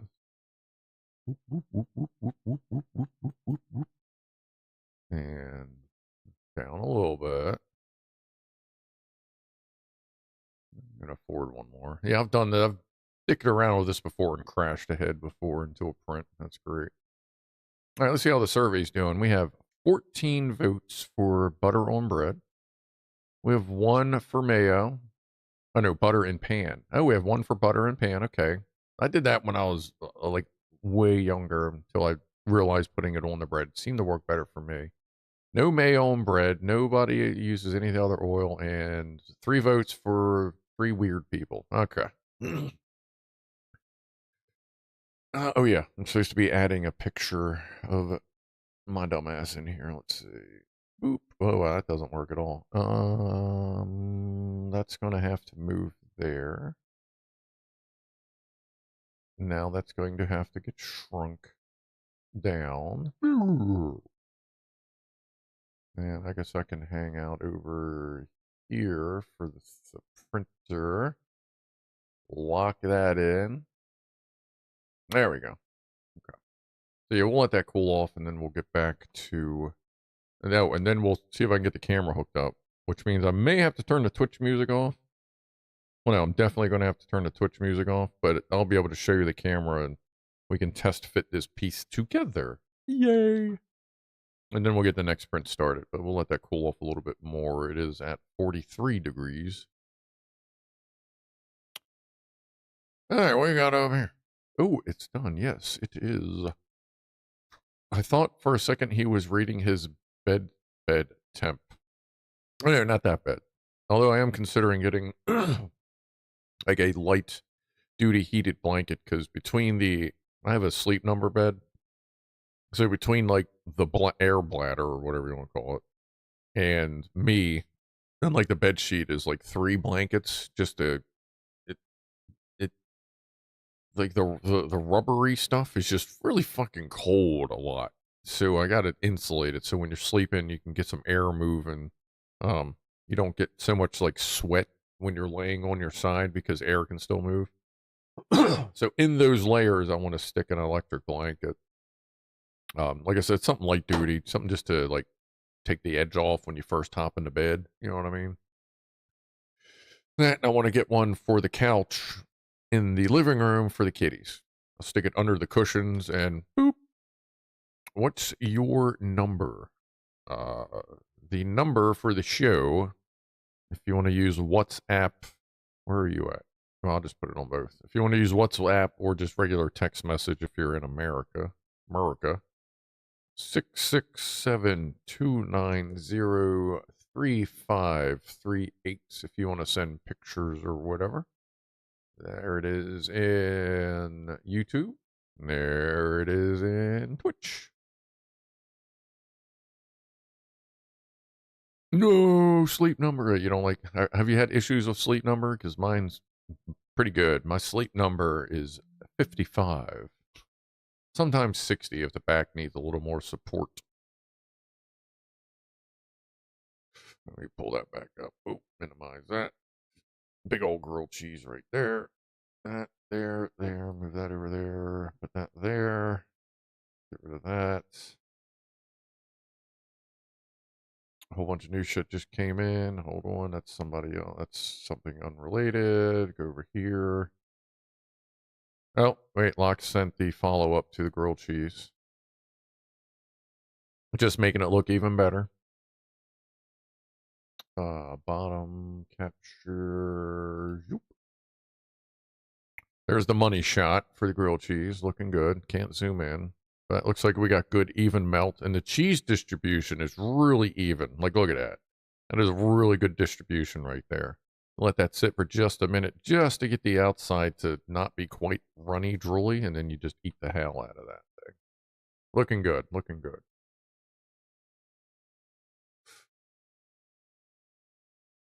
I will not be having a grilled cheese tonight. You out there, Subsonic? Have a good one. Tonight I'm going to do what I call meat slop. I'm going to take a 1/3 pound burger of ground beef, cook that. I have some shredded steak, shredded ribeye steak, like for like making like subs or whatever. I'm going to fry that at the end because it's like whisper thin. Some chicken I'm going to fry up, and I'm going to chop up some turkey lunch meat that I have left over. Put that in there, heat it up, then pour gravy into the whole fucking thing, cook it all up, and then just eat gravy meat. Should be good. Should be good to go. I guess we'll go ahead and call the, unless you want to, if anybody else wants to vote on the fucking poll up there, go for it. But I think butter on bread is the going to be the clear winner here. That sandwich looks very nice, as Unicron. Yes, it does. Yes, or Unicron. I always call it Unicron. Brian. Yes, it does look good. Maybe I'll do one of those later tonight, but I'll probably have leftover meat slop.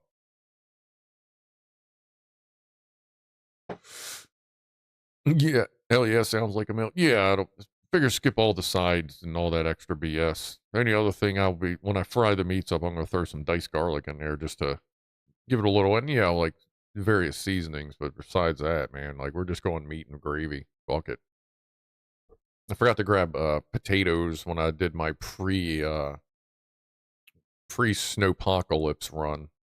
So otherwise I would probably do half a baked potato. Well, cook a baked potato, cut it in half, and then have 2 meat and potato runs. But I mean, at that point, you could take the baked potato, butter the fuck out of it because butter, and then pour the meaty gravy over top of it and have like a heart attack platter, but it's going to taste goddamn good. Toasted in a grill broiler, not a pan. What are we talking about?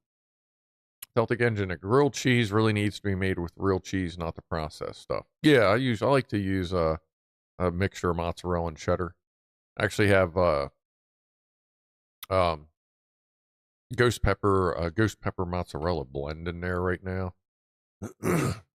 And 1 scoop of cat food for crunch. Nah, we'll probably leave that out this time.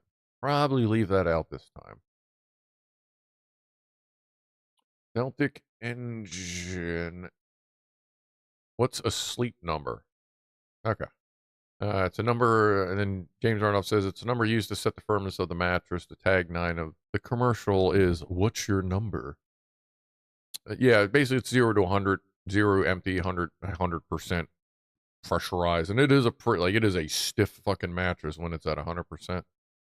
And then you got your numbers in between for various stiffness or, pressure in the bed. But I've had that for just over 10 years, I think. So who is also an Artemis 2 virtual guest, says Mr. S. What is an Artemis 2 virtual guest, Mr. S? And when is the proposed launch date? NASA has not yet announced an official target date for Artemis 2. It could be several dates between February 6 and April 6, according to USA Today. But then on the Wikipedia, it says it's currently net or no earlier than February 9th, 2026 at 4:20 UTC, or February 8th at 11:20 Eastern Standard Time. All right, so that's a couple weeks.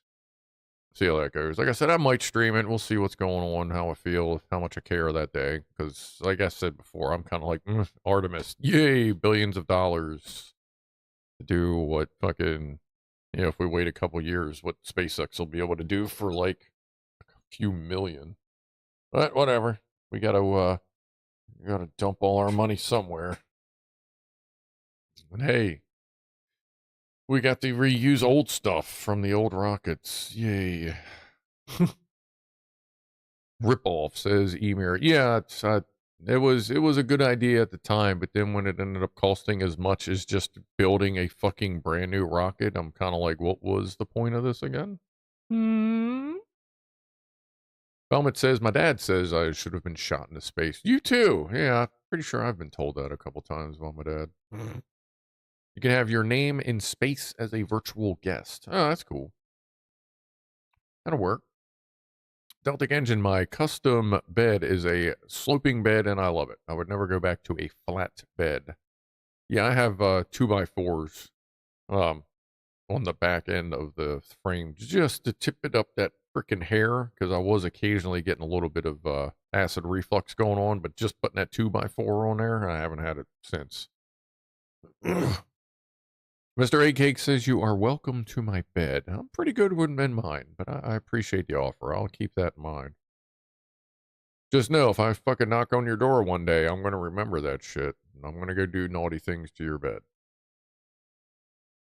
Never heard of it. Makes sense, though. Kind of like sure hardness. Which one are we talking about there? Because I know what you're referring to, but not in reference to. Oh, probably for the sleep number. Yeah. Blackwatcher, grilled cheese is a universal sandwich. They should have included it on Voyager. It would probably be a little weird by now. Definitely frozen.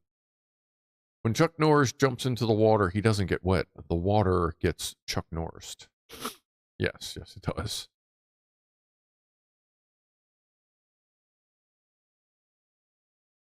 I didn't know what mine, but I seem to prefer a firmer mattress, says Deltic. Having said that, I'm currently sleeping on a block of firm foam on a bed I designed and built myself. No shit. I bought mine from IKEA for way too fucking much money for what it is. But that's what had to be done at the fucking time. Anyway, well, actually, yeah, okay. Let's do a quick toast, quick cheers, because I need to drink some beer. Well, hard apple cider, whatever. I call it beer. Deal with it. Cheers for that.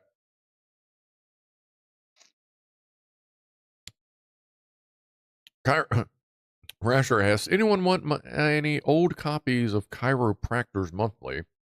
I have a load of back issues. Okay. Can it help me with my back? Can we just staple them to my back and let my back figure out what's going on?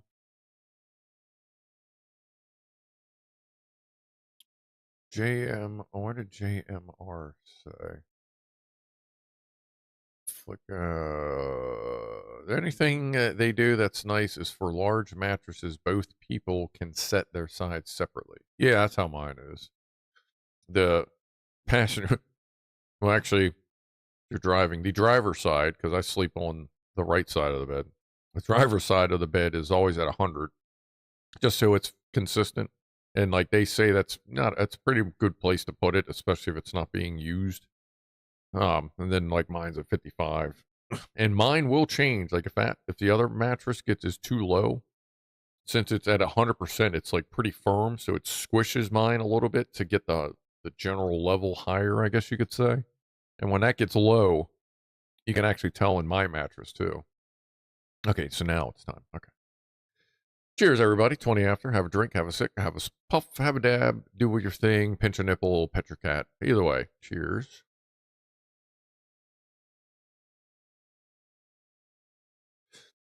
Unicorn says a good mattress heater is worth it. Find a good heat setting and fall into a warm bed. Yeah. The only problem I have with the heated blankets is they're on a timer. So I got to see if I can find one with at least an extended timer. Or I may set one up and bypass all the time shit in it.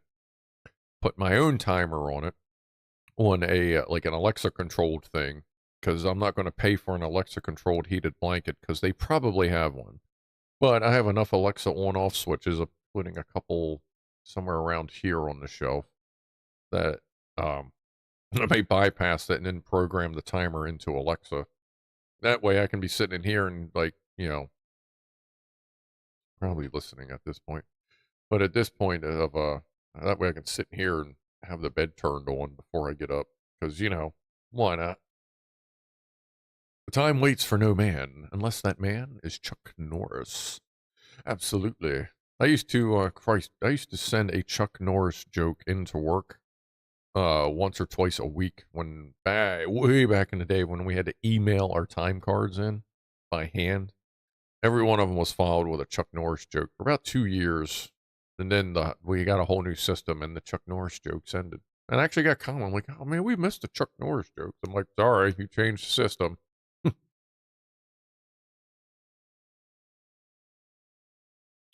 Little Jim, what's up, buddy?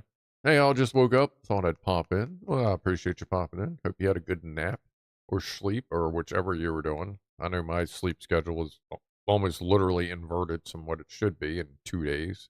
So Monday's going to be fun. Fama says, used to have boxes or stones in Italy that would warm the bed with. Yeah, I mean, warm stones, warm whatever, as long as there's something warm going on in there, because right now I have my quote, large heating pad, and I'll sit there and I'll lay it so the cord is on the bed, and then it goes over the pillows, because I keep a bunch of pillows stacked up, so, for when I'm sitting up in bed.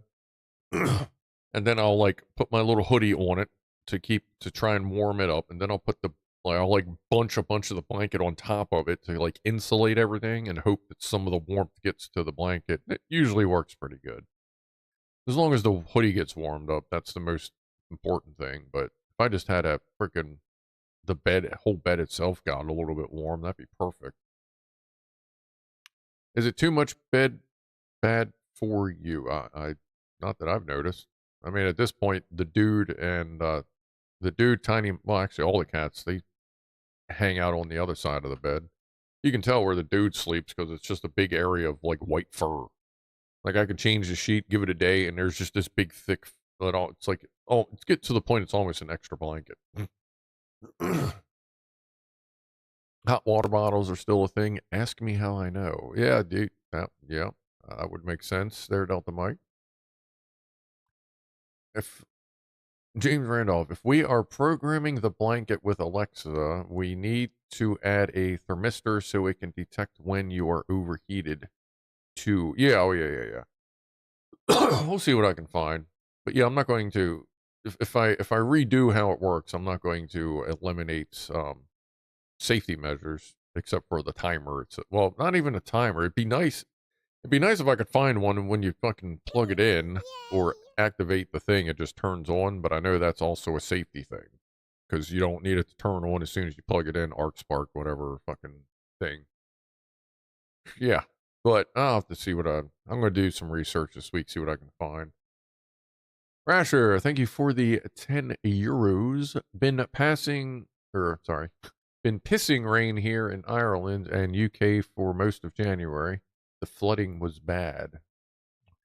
Right now, you know how when events happen, sometimes you learn new words. Like when the fluvid was around, the term I picked up, the newly invented word I heard a doctor use, was when you flush a toilet, it creates a fecal geyser. I thought that was fucking amazing, and I still use that term to this day, because that is an amazing term. A fecal geyser of spinning germs coming out of the toilet. Love it. The snowpocalypse has brought a whole new term, and I didn't really know what it meant until yesterday when I went to get the van out. That being snowcrete, just like concrete. Snowcrete, that is when you have, say, outside 12 inches of snow and then 3 inches of ice. And then as it warms up just a little bit, that ice gets a little thicker as the snow underneath melts. Now, like there are sections out there that are 4 or 5 inches thick of ice. With as it's just slowly, the ice is like growing down into the snow. And yeah, that is some shit. Like, I'm surprised I didn't rip out half the drivetrain of the van getting it out yesterday as I was just plowing through everything with it. Because, like, if you need a fucking 8-pound mall axe to get through the shit because your fucking shovel's like, yeah, I got nothing, then, yeah, I absolutely understand snowcrete. What's up, Phasma? The dog bombs in the snow. Oh, yeah, I gotta watch out for that. Oh, and a cat like him isn't going to get away with the idea of brushing. Who are we brushing? Are you up to date, Phasma, or are you commenting on something else? Yeah, I keep forgetting to do that. I got to remember to do that 5 minutes in. The live reminder thing. Oh, the dude. Oh no, the dude. Yeah, the dude definitely doesn't do. He's not quite there with brushings. I'm still getting him used to just being picked up. At this point, it is acceptable to pick him up off the floor like this, hand over hand, pick him up and set him on the bed. The first few times I did it, he stood there for a minute like, what the fuck was that? But now he seems okay. And then the other day, I tried to pick him up and hold him to me just to see what he would do. He squirmed a little bit, but he didn't like get all claws out and stuff. He was just kind of like, nah, I don't like this. So I set him back down real quick. So he is getting used to that. A switch bot, a smart button pushing. Yeah, there could always be a little fucking thing hooked up to a fucking button pusher. That's also. What's up, Hawk? There's Hawkness. Oh, you're talking about brushing the dude because he has his little fur mat on the bed. Yeah. I gotcha. Everybody else likes being brushed, but not him just yet. Because I noticed like Poofers really likes it. Like I can hold the brush and she'll just get this big smile on her face and she'll do her cheekies herself. Mama seems to like it. She's going to need a bath soon. She's got this like a little tiny mat in her fur that I can't get out, so I'm going to have to give her a bath soon. I'm out. Sleepy time for me, says Zap Sparky. Well, you and Flat Cat have a good weekend and a good rest of your nights. And for those of you who don't know, Hawknest also streams games. Been doing a lot of Arc Raiders lately. He is a goofy ass forklift mechanic as well. If you would like to check him out on Twitch or a Twitter. Phasma, I love watching a cat freeze and reboot. Yeah. There's almost a little spinner on their head. Yeah, you can You can just see it. Just okay. Hawk will be live tomorrow at 6 p.m. Eastern Standard Time. Good deal. That does seem to be your typical time.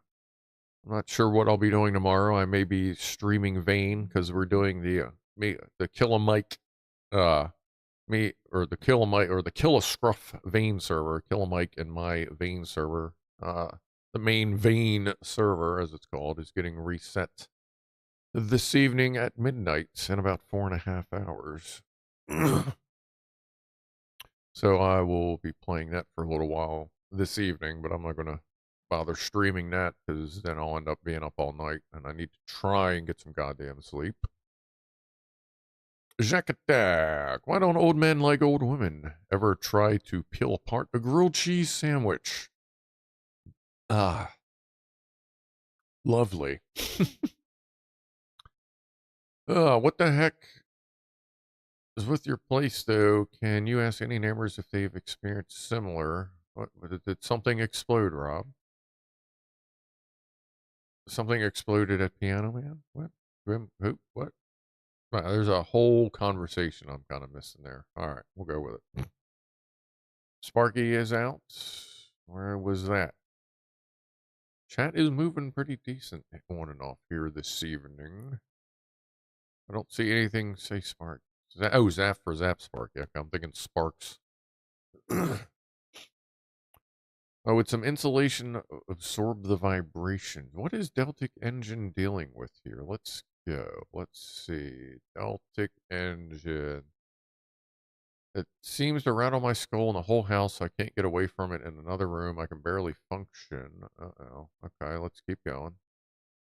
My sleep schedule is a complete mess at the moment, says Deltic. There's a really bad vibration. I think someone nearby has a heat pump, but now it's ruining my health. Been going for over 6 months now. Oh, shit. Okay, I get you. I got you. That fucking sucks. Are you in like a rented place, like apartments, condos? Can you like talk to somebody about that? Because that sucks. What's up, Boozy? Blue circle, snowcrete, white cement. Yeah, it's basically, yeah. Snowcrete, white cement. Yeah, it's a fucking mess out there. Hopefully I'll be able to get, hopefully the fucking dumbass neighbor will actually bring the goddamn salt over tonight. The one bag I fucking told him I wanted. So I can salt the van tomorrow, but I have a feeling that's not going to fucking show up. And then we're going to have a problem. Like, then we're actually going to have a fucking problem if that salt doesn't show up tonight. Let me see if he said anything stupid since we started the stream, because he's kind of good for that. It says some asshole named Scrufdog is streaming. Dude bro got fed. Something about a pit boy on Discord. Big Mac Davis is streaming. I forget. I didn't see what he was streaming though. So yeah, hopefully that salt actually shows up because it ain't showed up yet because I haven't had an Alexa alert of anybody coming into the yard or onto the property. So if that fucking crackhead doesn't get this shit straight today or early tomorrow, I'm just basically tell him to fuck off and give me my goddamn money. Like it sounds like kind of fucking shitty, but if he doesn't get this shit sorted out real fucking quick, I'm gonna talk to his dad because he lives with his parents, and his parents are kind of tired of their kids' shit, even though they're fucking bad parents, and they just let their parents run wild and then deal with the repercussions later, as opposed to like I don't know, trying to like help their fucking children. But anyway, if I call his dad will probably bust his ass, pay me on the spot, and then tear into him. I'd rather not do that, but if he keeps fucking around, then like we're gonna be pretty much done there. It'll be fucking you mow my lawn in the spring, and then anything else you can just fucking eat a dick. Or you don't mow my lawn and come spring, and I'll just fucking go back to doing it myself. It ain't a big deal. Anyway, Christ, oh, fucking go. Oh right, the 3D print. We wanted to do some of that. Oh, and I guess we can end the poll. Where is that? So yeah, definitely butter on bread grilled cheese is the winner. Okay. Let's see what I can do with this 3D print here. Let me grab it and then get my new print started. Hold on a second. Yeah.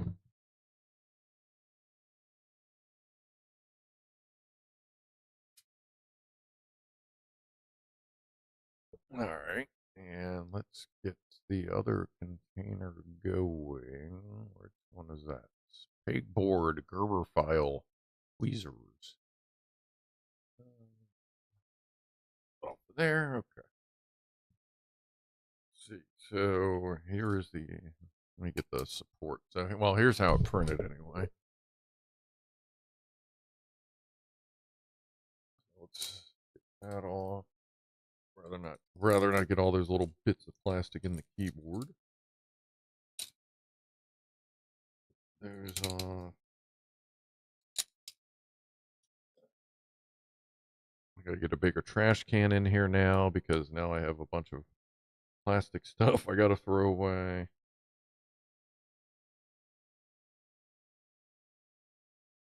All right, so here is the final product and how it sits.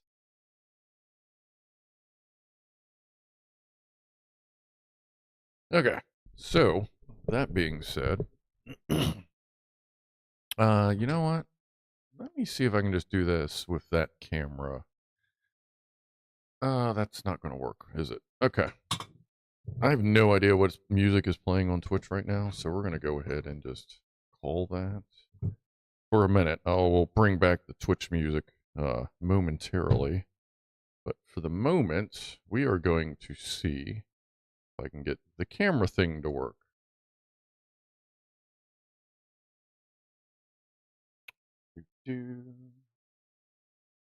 I do believe it is working. That. Okay.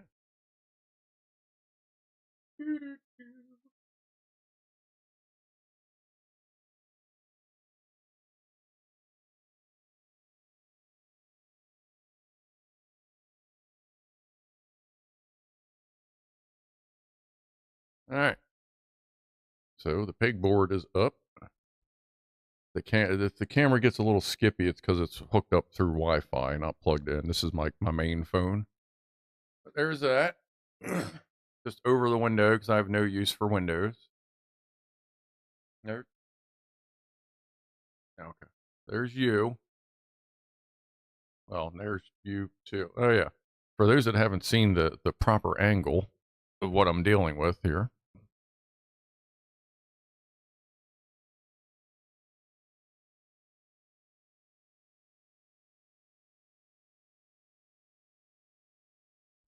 That being the streaming computer there and the gaming rig, the colorful one. So what we're going to try to do is I will show you why this is printed so weird. Give me a second for the shaky shit. And let me move this over a little more. Probably right there would be good. All right, so this is why it's printed weird.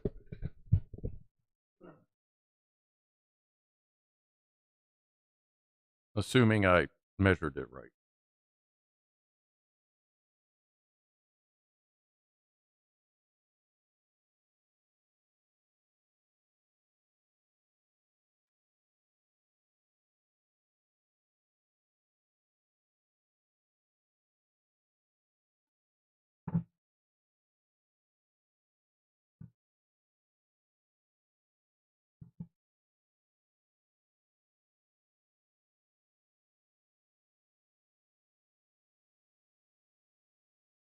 So that is why it is measured weird, because it has to fit around a bunch of shit.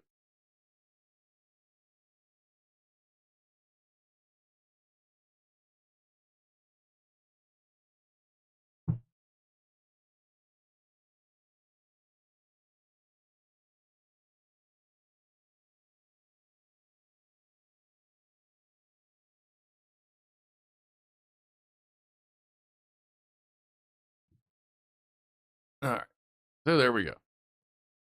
And let me switch back to the regular one. And I will get us back on Twitch music. My team, Pianoman says, my teammate is feeling better and is joining me for practice tomorrow down at the club. Good. Good. We were talking about that last night, me and Pianoman, about when you go practice, it's always nice to have a teammate with you.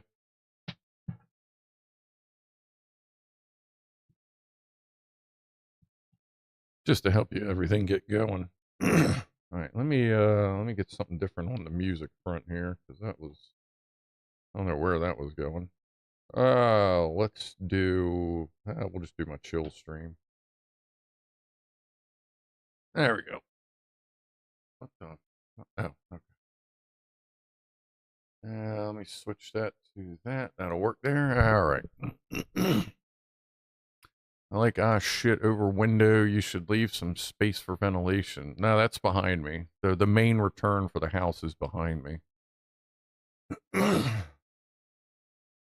Sorry, mate, you were way ahead of me. Very low. I wonder what it's like. A secondary wobble to the main frequency of the motor. Like the Earth's perturbation? Rob says, I remember a low home like that. It was coming from the harbor. That's weird. It's a heat pump.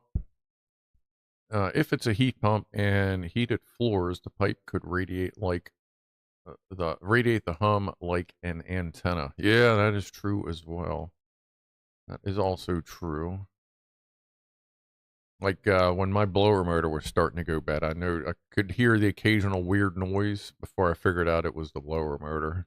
Because since that's, attached to ductwork that goes all through the house, you kind of just heard it a lot everywhere. But then once I figured out it was focused in the basement, it was easy to find. Jack Attack. I got kicked out from a Vietnamese restaurant. They bond me for life. God. Delta Mike stepped away for a minute. Missed, apart from the porcelain, what did I miss? I showed my, the new pegboard thing. That was about it. The pegboard setup, and we, installed the new weird tape thing, which seems to fit exactly how it should. So now we're printing something new. Let's see how that looks. How long is this print? What says 3.5 hours, which is bullshit. 4 hours. So 3.5 to 4 hours, that means you usually add about 50%. We're probably looking at probably 6 hours. And what is going on there? It is rafting. All right. Raft away, young child. Raft away. At this point, I pretty much just print everything on a raft. Something's weird with the printer. When you tell it to do a brim instead of a raft, so just print some shit around it, the brim always comes out super fucking, like, thin. And, like, it doesn't really want to stick. But then when you do a raft, it comes out super thick. So, like, there's only one line in Cura for raft/brim flow of how much filament. So, like, I don't get it. The closest thing I can figure out is I may have to, if I want to do a brim instead of a raft, I may have to jack the fucking flow percentage way up just on those prints. But I've been printing mostly with a raft, which if you don't know what a raft is, it means it'll print a whole fucking flat plate of plastic, and then it'll build your project on top of it. Because sometimes if you build it right to the plate, if there's a problem or whatever, it'll start to like peel up a little bit, and then everything looks weird. But generally speaking, when you get that raft, the way the rafts work, it really gets stuck in there until it cools off, like that one did. Well, at least I got the tape up. The next one, I'll be able to get a bunch of shit up, more stuff. That's working out pretty good. Pretty good. And it's neat to see that camera thing works pretty well. We used to have a lot of problems with it way in the early streams. But it sucks that that's my music feed. Otherwise, that camera might show up a little more often. It's just I don't feel like dicking with it every time because of Twitch. You can build a raft or supports into your 3D print model. Yes. Yes, you can. That's all in Cura. Tell it what do you want to do. You can preview. Like, just here. Why don't we do that? Let me show you Cura real quick for those of you that are not familiar with 3D printing. I'll give you the quick rundown of how it works here. Let me get that fired up. Maximize that. Hit that. Let's see, where is Cura now? Did it go away? Oh, there it is. Okay. So when doing the 3D printy stuff, you use like Fusion 360, OpenSCAD, or OpenSCAD, whatever you want to call it. I use Tinkercad because it works for me. It does enough. Obviously, I can design things in Tinkercad well enough. This only took a couple hours. So you design what you want to make here, but all this is a shape. The 3D printer has no idea what to do with a shape. So you export that. But then you have this, and this is Cura. This is a separate piece of software. So you take your shape, which we're not going to use that big fucker. Where is it? STL. All right, let's do, yeah, this. Actually, no, we'll do the one that's printing now. So you drag your STL file, which is the thing you got off of Tinkercad or OpenSCAD or whatever. You close the errors because that just seems to happen. So now you have your shape sitting on a rough representation of your physical print bed on the printer. And, oh, crap, you can't really, can I drag this window around? Okay.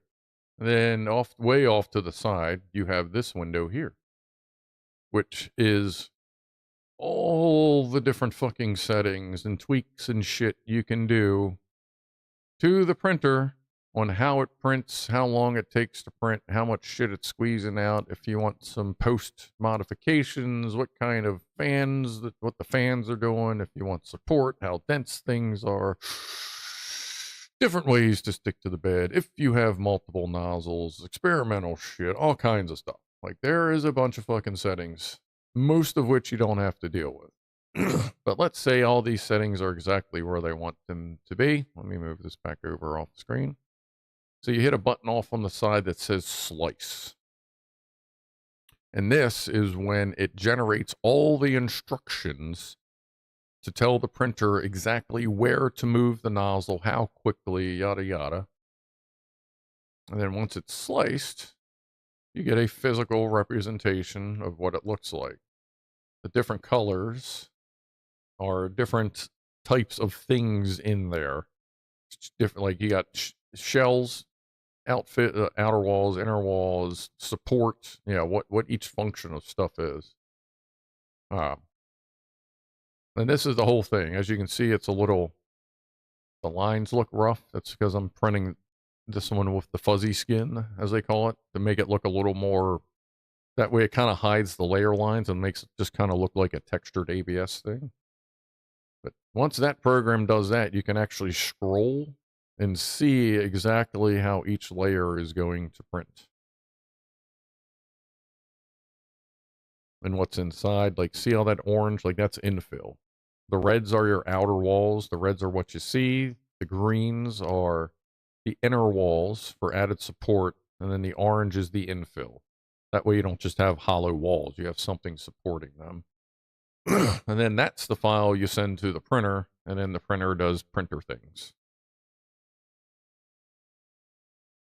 Where is that? There. Then you send that over to the printer. Like, I use Octoprint, or a lot of printers you just plug in a USB. More of them are network friendly. This is I had to add a Raspberry Pi to mine to do this. But, I can log in, change everything, take a quick look, see how she's doing. I have Octo Everywhere plugin, so I can access it remotely from anywhere in the world to see what it's doing and to start and stop stuff, that kind of deal. It's a fun little hobby. And there's millions of settings on Cura. There's probably 20 to 30, if that you have to worry about. And probably 10 that you might change every sprint, depending on, to fit the situation. But a lot of prints, you can just pull up the profile, scan it, looks good, and print. Not too bad. 7 days without puns makes 1 week. Thank you, Jack Attack. Might be worth for you to take a yeah, they'll look around a building and try asking them to add rubber isolators to any compressor units. Yeah, yeah. Whatever it is, it's practically on 24/7, but to varying degrees. It really kicks in anytime it really kicks in anytime from 10 p.m. on and runs most of the night. So yeah, that sounds like that's probably HVAC then. If it runs harder at night, that's going to be the heating. Guys, 42 watching, only 16 likes. Help Scruff out, says Delta Mike. I appreciate that. And don't forget, Delta Mike also streams very many nights from his tent in Torrevieja, Spain. The kind of the ultimate outdoorsman, I guess you could say, if you haven't watched him yet. He is over on YouTube. There aren't any windmills nearby. I went for a walk at 3 a.m. the other day. Was able to kind of localize the vibration a bit. Well, I mean, if you can localize it close enough, like you can probably get a hold of a grenade, some C4, and just throw it in a general direction and see if it sorts itself out. Maybe buy a couple extra ones in case you need to. C2S says someone could be tunneling at night. That is true. Are there any prisons nearby? Maybe they've just been digging for a while.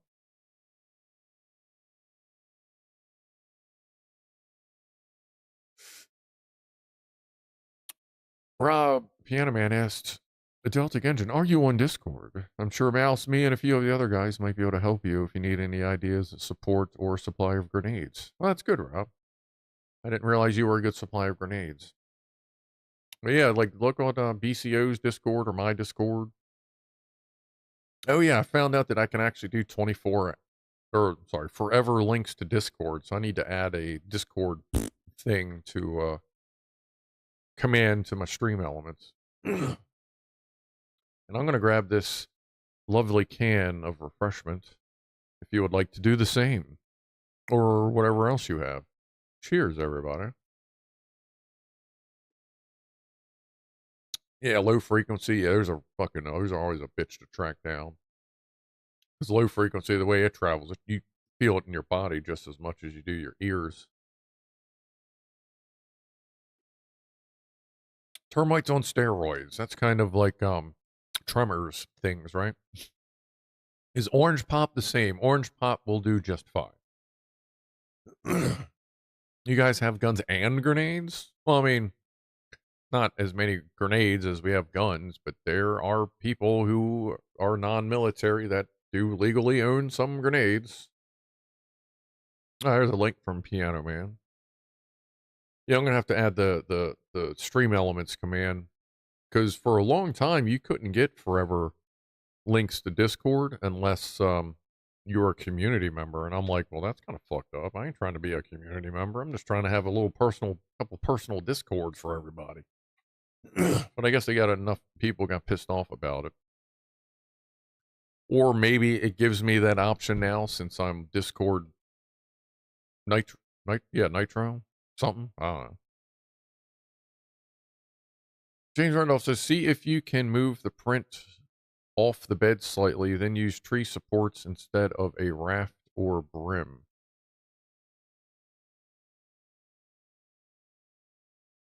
Then you move all the print off the bed, then use tree support. Oh, and I know what you're talking about. No, I actually have done that on a couple of them that have sat funky, like some that just kind of had to print at an angle, and that works pretty good.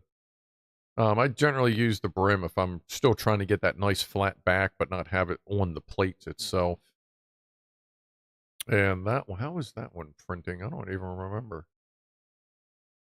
I haven't visualized that one yet. Okay. But yeah, that's still, hold on, I got a scratchy leg. But yeah, no, I've done that before, yeah. I wonder if it's the concrete slab itself. Someone better than I could work out the dims and mass and resonant frequency. Who knows? Like, you see some weird shit when it comes to stuff like that. Just like the weird, I don't know why this comes up. the weirdest, probably the number one weirdest issue I've had with a forklift, and I've talked about this once before, maybe once, twice before, was when we had an old forklift that we could not get that fucking thing to spark correctly. Sometimes it would spark, usually, and even when it did spark, it wasn't sparking properly. It was skipping and all kinds of shit. We spent months replacing pretty much everything on the fucking engine. Could not get it to go right, had no idea what was going on, and then suddenly someone decided to grab a Gauss meter or Gaussometer. I don't know which one of those is correct, but basically something that detects magnets. And somehow the entire engine block itself had become magnetized. And that does a number on most of the sensors in an engine that are magnetic sensors. Never did figure out why it was magnetized. The closest we could figure is they parked it next to a fucking a blower motor that was 4 feet long, probably 2 feet in diameter. That was like a motor for the whole warehouse. That was where it always parked, and it was about 4 feet from that motor. We don't know if that's what happened, if that's how the block it got magnetized, but not the rest of the metal in the fucking thing. Booze, I remember this. Yeah, Boozy was around when we were dealing with that dumb shit. 6 setup on the shelves says hits blunt. Oh shit! If you're gonna be hits blunts, I'm gonna be hits this. Well, we never could fucking figure it out. But eventually, I don't know if they ended up getting rid of it or we ended up putting another engine in it. Boozy might remember what we ended up doing with it, but it was the weirdest fucking thing to find out. And we were like, how the fuck does that happen? Like, how does an entire big metal fucking vehicle have just the middle of it get magnetized where the engine is? Fucking odd. But that was the weirdest. There's been some other oddball stuff, but I think that's probably the topper. Oh, and the shelves, that's just about everything you see here was purchased with channel funds and built on the channel. Race car, the engine that we're getting back to, Sterling-ish engine, that's the UFO thing, Lego, remote control Lego, stuff from Boozy, and fuck, who sent that? Who sent the Orihime? Was that 404 or Sparks or something? I forget. I think I wrote their name on the back of it. Legos, that's a engine-y thing. More Legos. Built that thing. It's all pretty much channel stuff. Did stuff stick to it? No, that was kind of part of the problem, I guess. Like it wasn't like suddenly it was a neodymium block. I think we replaced the engine. I'm pretty sure I remember us having to replace the bottom end. Yeah, I'm pretty sure we did a long block on it because like who knows if the crank and everything else is fucking magnetized. But no, it wasn't quite strong enough for stuff to stick to it. Maybe if we really would have paid it, like, you know, if you get really close, we may have seen like metal shavings sticking to it, but shut up, C2S. Anyway.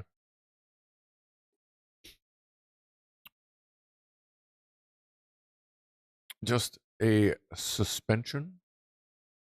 What? Research shows heat pumps can have an anti-vibration and noise dampening fitted. Yes, they can. Many domestic heat pumps are cheap crap relative to commercial. Oh, yeah.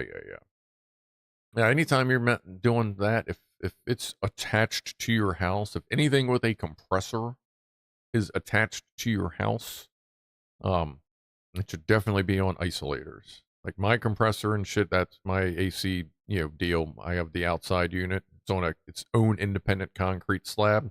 No isolators that I know of. I've never actually checked for isolators, but that's on its own concrete pad, so it can just do its own thing. My blower motor and furnace and everything, that is in the house, but that is on the slab of the foundation, so it doesn't really vibrate much throughout the house, just through the ducts when the blower motor was going bad. But like if that was on a wall or like a lot of places or it's in the attic, God, especially if it's in the fucking attic. You got to have all of that on isolators. Because that will get noisy as shit. Mr. S, bedtime's for me. You enjoy the rest of your weekend as well. Have a good one, buddy. Thanks for hanging out this evening. And it is now time for the top of the hour toast, which I guess we'll go ahead and finish this up. Cheers, everybody. We're going to be shutting it down here in a couple minutes. Let me take a quick look at something here while I'm finishing this up. Wow, there's like nobody streaming tonight except for Asmongold, at least on my list. Okay. I was going to consider a raid, but there's nobody to raid. I don't know that I need to raid as. I can't imagine he allows people to raid him. I don't know. All right, let's finish this up here. Wait a minute. There we go. A sympathetic mass equal concrete slab. I think so. I think I know what you mean when you say that. Pinchy, pinchy.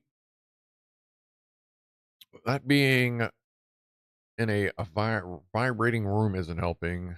And dampening just the bed isn't enough. Yeah, you can get depending on how the unit's set up, you can get soft couplers for the ducting as well to keep the vibrations from getting through the ductwork. Boo bees. That's the same as the cheers, right? Yes. Should be. Well, not cheers, but as the boobies thing. I agree. It needs to be sorted properly. Yeah, it sounds like someone skimped out, as they do, like cheap commercial stuff, or what you'll find in a lot of fucking rentals. It's not cheap commercial; it's cheap residential. What was the beverage tonight? Sorry, showed up late. This boozy. Oh, that was this one. That's all they had at the liquor store, which is good. I get this sometimes anyway. But after I just about ripped the entire chassis off the bottom of the service van yesterday, getting it out of the snowcrete. Like I literally once it popped out. I was talking about this earlier. Once I got it to pop out of the snow and onto the road, I just kept driving until I got to the liquor store. And then I went back and dealt with getting it back in. But if Dickface, fuckwad, crackhead next door doesn't bring me my fucking salt so I can salt everything down tomorrow, then it may be an interesting Monday morning. I may just have to work at it tomorrow afternoon just to run it down a little bit more. But we'll see. I also have some play sand I could always put out there with the salt too. Actually, yeah, if I salt it down, I'll probably get some of that play sand, put it down too, just to get it in there some.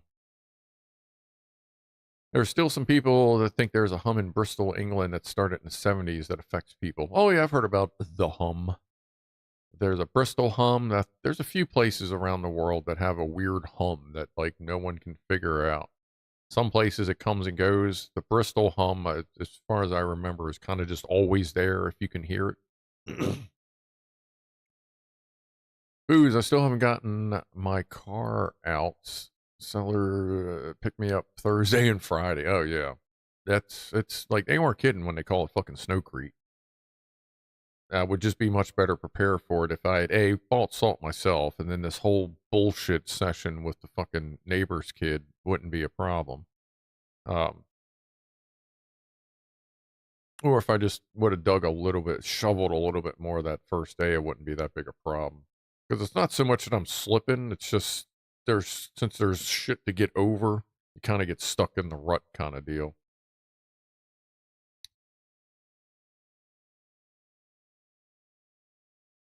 Ashes from the fire pit?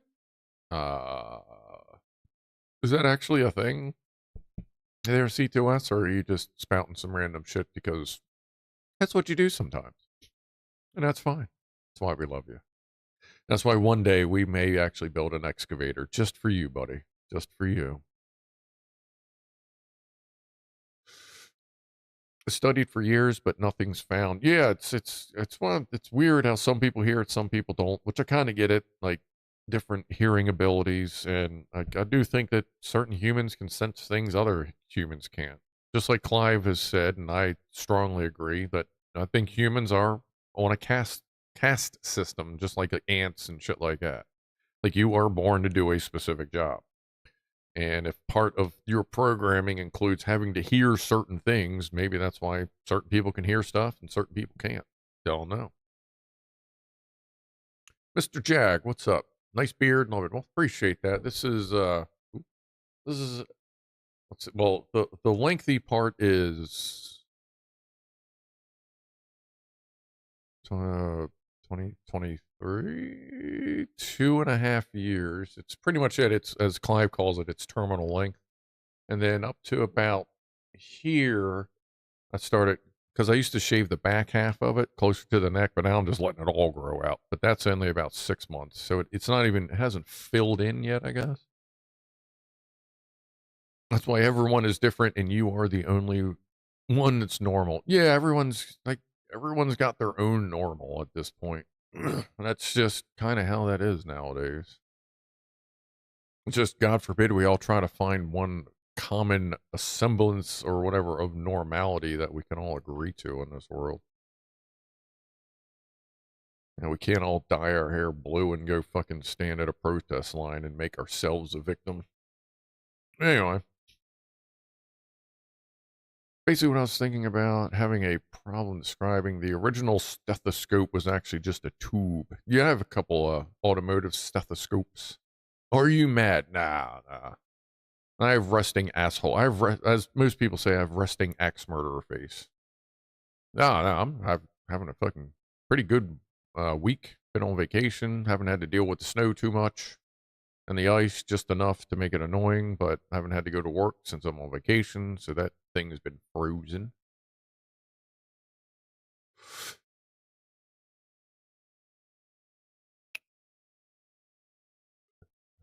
I heard about the ashes online. Not sure if it works. Boozy is saying. Okay, maybe I'll investigate that. I know there are a bunch of ashes in the 55-gallon barrel back there, or well, drum, I guess, or whatever you want to call it. Maybe. I mean, I guess it would. Yeah, I think that's worth a shot. If Gill hole doesn't come through, then we'll go with that. I did not know if it was slow mode. Oh, no, I don't do slow mode. I'm not popular enough to need a slow mode yet. And I would say at this point, yeah, until I get like thousands of people watching, I really don't need a slow mode. Although it is appreciative for some big streamers when they're doing their thing to slow it down a little bit so you can actually kind of read what's going on. Mechanic stethoscope with a mic connected to an analyzer and recorder. That would work. I love my little mechanic stethoscope. And when I don't have it, I have a few, like 3-4 foot long screwdrivers I can use. C2S says I'm in slow mode. Yeah, I'm working on it. Phasma, slow mode. I've got a buddy who has 4 viewers who uses slow mode. It's part of why I write books. That's good. That's yeah, you never know. There might be a surge. There might be a surge. That's kind of like how a lot of the smaller YouTubers will set their chat to subscriber only chat to kind of make people subscribe, and it usually doesn't work and help too much. Just saying. Oh, and I did notice for some reason a bunch of my videos had comments turned off. Like, I don't know when the fuck that happened, but I'm going to fix it from here on. Like, I'm not going to go back and turn them back on unless there's specific ones that might need it. But I don't know what the fuck happened. I look back and I'm like, why is all this shit say the comments are turned off? Nay says I can spam chat if you'd like. Well, I mean, you know, some spam's okay. Some of it's not. It's whatever. A variation of C2S's idea, you mentioned water, in a tray, its ripples can be very sensitive to ground vibes. Maybe float something on the water like a cork with a needle sticking out of it to act as an indicator. Yeah, actually, and the longer the needle, the more sensitive it is to, or the more the tip will move with smaller vibrations. And then measure video or measure the extent of the swings. Yeah, that's not a bad idea.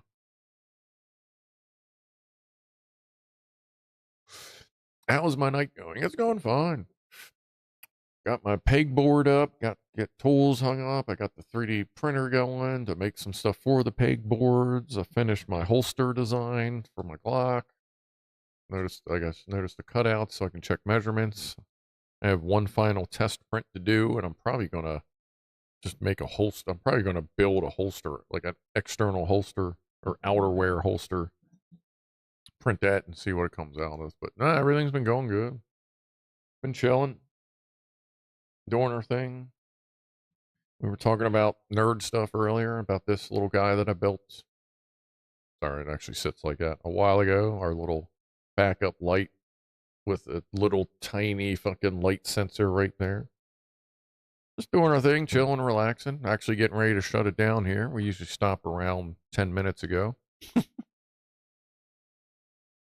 My pet peeve is when streamers use selfie mode but don't flip the screen and everything is backwards. Oh, God, that's fucking annoying when you're looking and you're like, something's wrong. And then you see texts or something somewhere and you're like, oh, God. Yeah, that's that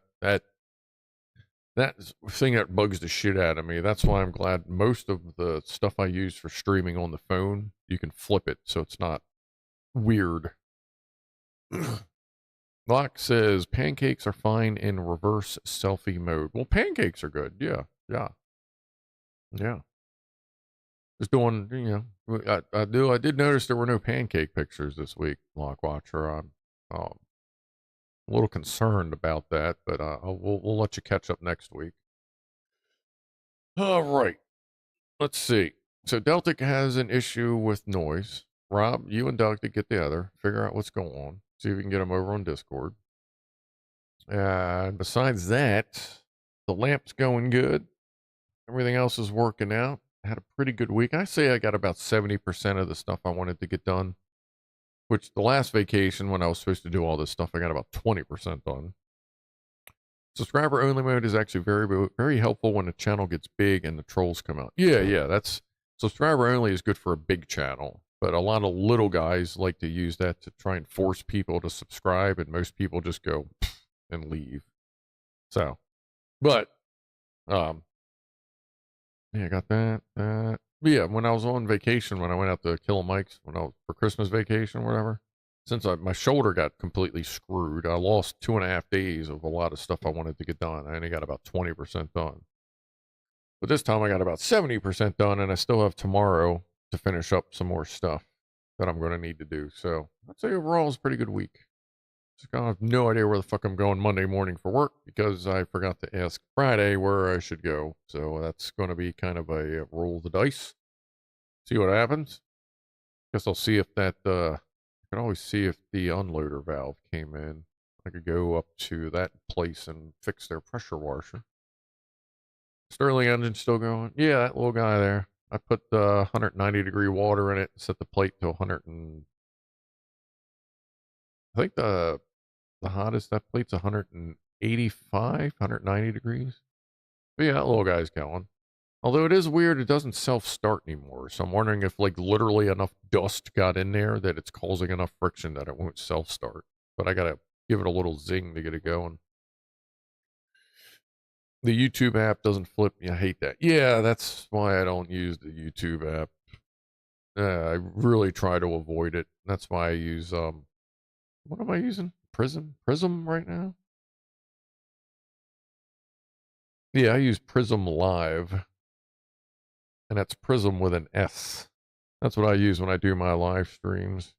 Because you can flip the camera, fix it, flip back and forth between cameras pretty easily. I just set everything up on YouTube and then connect to it with a stream key on Prism Live. And they used to have it for free, but of course now it's a paid feature, but you used to be able to dual stream from Prism Live. Well, you still can if you pay, I think it's $15 a month. I'm like, whoa, I'm not paying $15 a month for something I use once or twice a year, if that. But the free version of it will broadcast 1080, 60, no problem. Works really well. So you might want to consider that, Delta Mike. Look into Prism Live. See if that's something that'll work for you. Because there's a lot more control than the YouTube thing. But like I said, you just got to set up the stream first in YouTube and then connect to it with Prism Live. Oh, the street is covered in snow, ice, speed bumps. Nah, there was a plow that went through, which was part of the problem yesterday. What I had dug out got re-fucking plowed, of course. But I mean, that's just how winter goes. But I think on that, oh, Delta Mike, you are experimenting with Prism? Oh, good. Well, there. That's what I've been using, I guess 5 years since I started the drone streams. But yeah, mess with that. It works really good for me anyway. But I think we're going to call that a stream for the night. I'm going to go get something to eat because I haven't really eaten anything today except for that little tiny bag of chips during Pussies and Pianos. So I'm going to do that. To go hang out on Treehouse and go from there. I recommended it a while back. Oh, okay. Yeah, well, I mean, there's proof I'm consistent. Like, I used the shit out of Prism. I was using Camerify. Camerify has even more features. Well, it did. I guess it still does. Camerify had even more features than Prism. Problem with Camerify is you cannot turn off recording while streaming. It forces you to record while streaming, and since it's doing 2 streams at that point, like 2 heavy streams, it overheats the fucking phone if it's during the winter or during the summertime. So I would try to do streaming during the summer, and then my phone would start cutting out. The stream would go to shit and all that. Actually, I tried to do one here when I built Ed's computer. Everything started cutting out. It was because it was fucking overheating. But yeah, Prism Live, and just don't record while you're streaming, and everything should go really smooth. So, that being said, let me double check to see if there's anyone to raid out there on Twitch, and we will get ready to call it a stream. Where'd that go? There it is. Anybody on Twitch? Oh, here, one last thing before you go. Hold on. All right. D Wood. Y'all know D Wood if you're somewhat of a regular here. D Wood is going to start streaming on Twitch. I'm going to post D Wood's link if you would like. Go, please follow him and check him out. He's probably going to be doing mostly video game stuff, but hey, you know what? It's another place to chill, especially if you're on Twitch. And after Twitch, if everything goes well, once he gets started on Twitch, he may start dual streaming on YouTube as well. So, go check out D Wood. Give him a follow on Twitch if you're a Twitcher. And I guess he'll start streaming soon enough. I helped him get set up the other day. So, Locke says there could have been one of the meter maids refill the pancakes at the emergency stations. Emergency pancakes. Okay. I mean, I dig it. All right, everybody. I will talk to you either tomorrow on a vein stream after we reset the server, or I'll see you sometime this week. Cold weather MREs have been ordered. We'll see when they get here. If they get here by Thursday and Clive isn't streaming on Patreon, which I think he just did the Patreon stream, so we should be streaming this week if they get here soon enough. So, either way, I'll see you sometime this week, and then I'll see you Saturday again. So, appreciate you hanging out this evening. Hope you have a chill rest of the weekend, and I will see everybody later. Thanks again. Be groovy to each other, and I am out of here in a 5, 4, 3, 2, 1.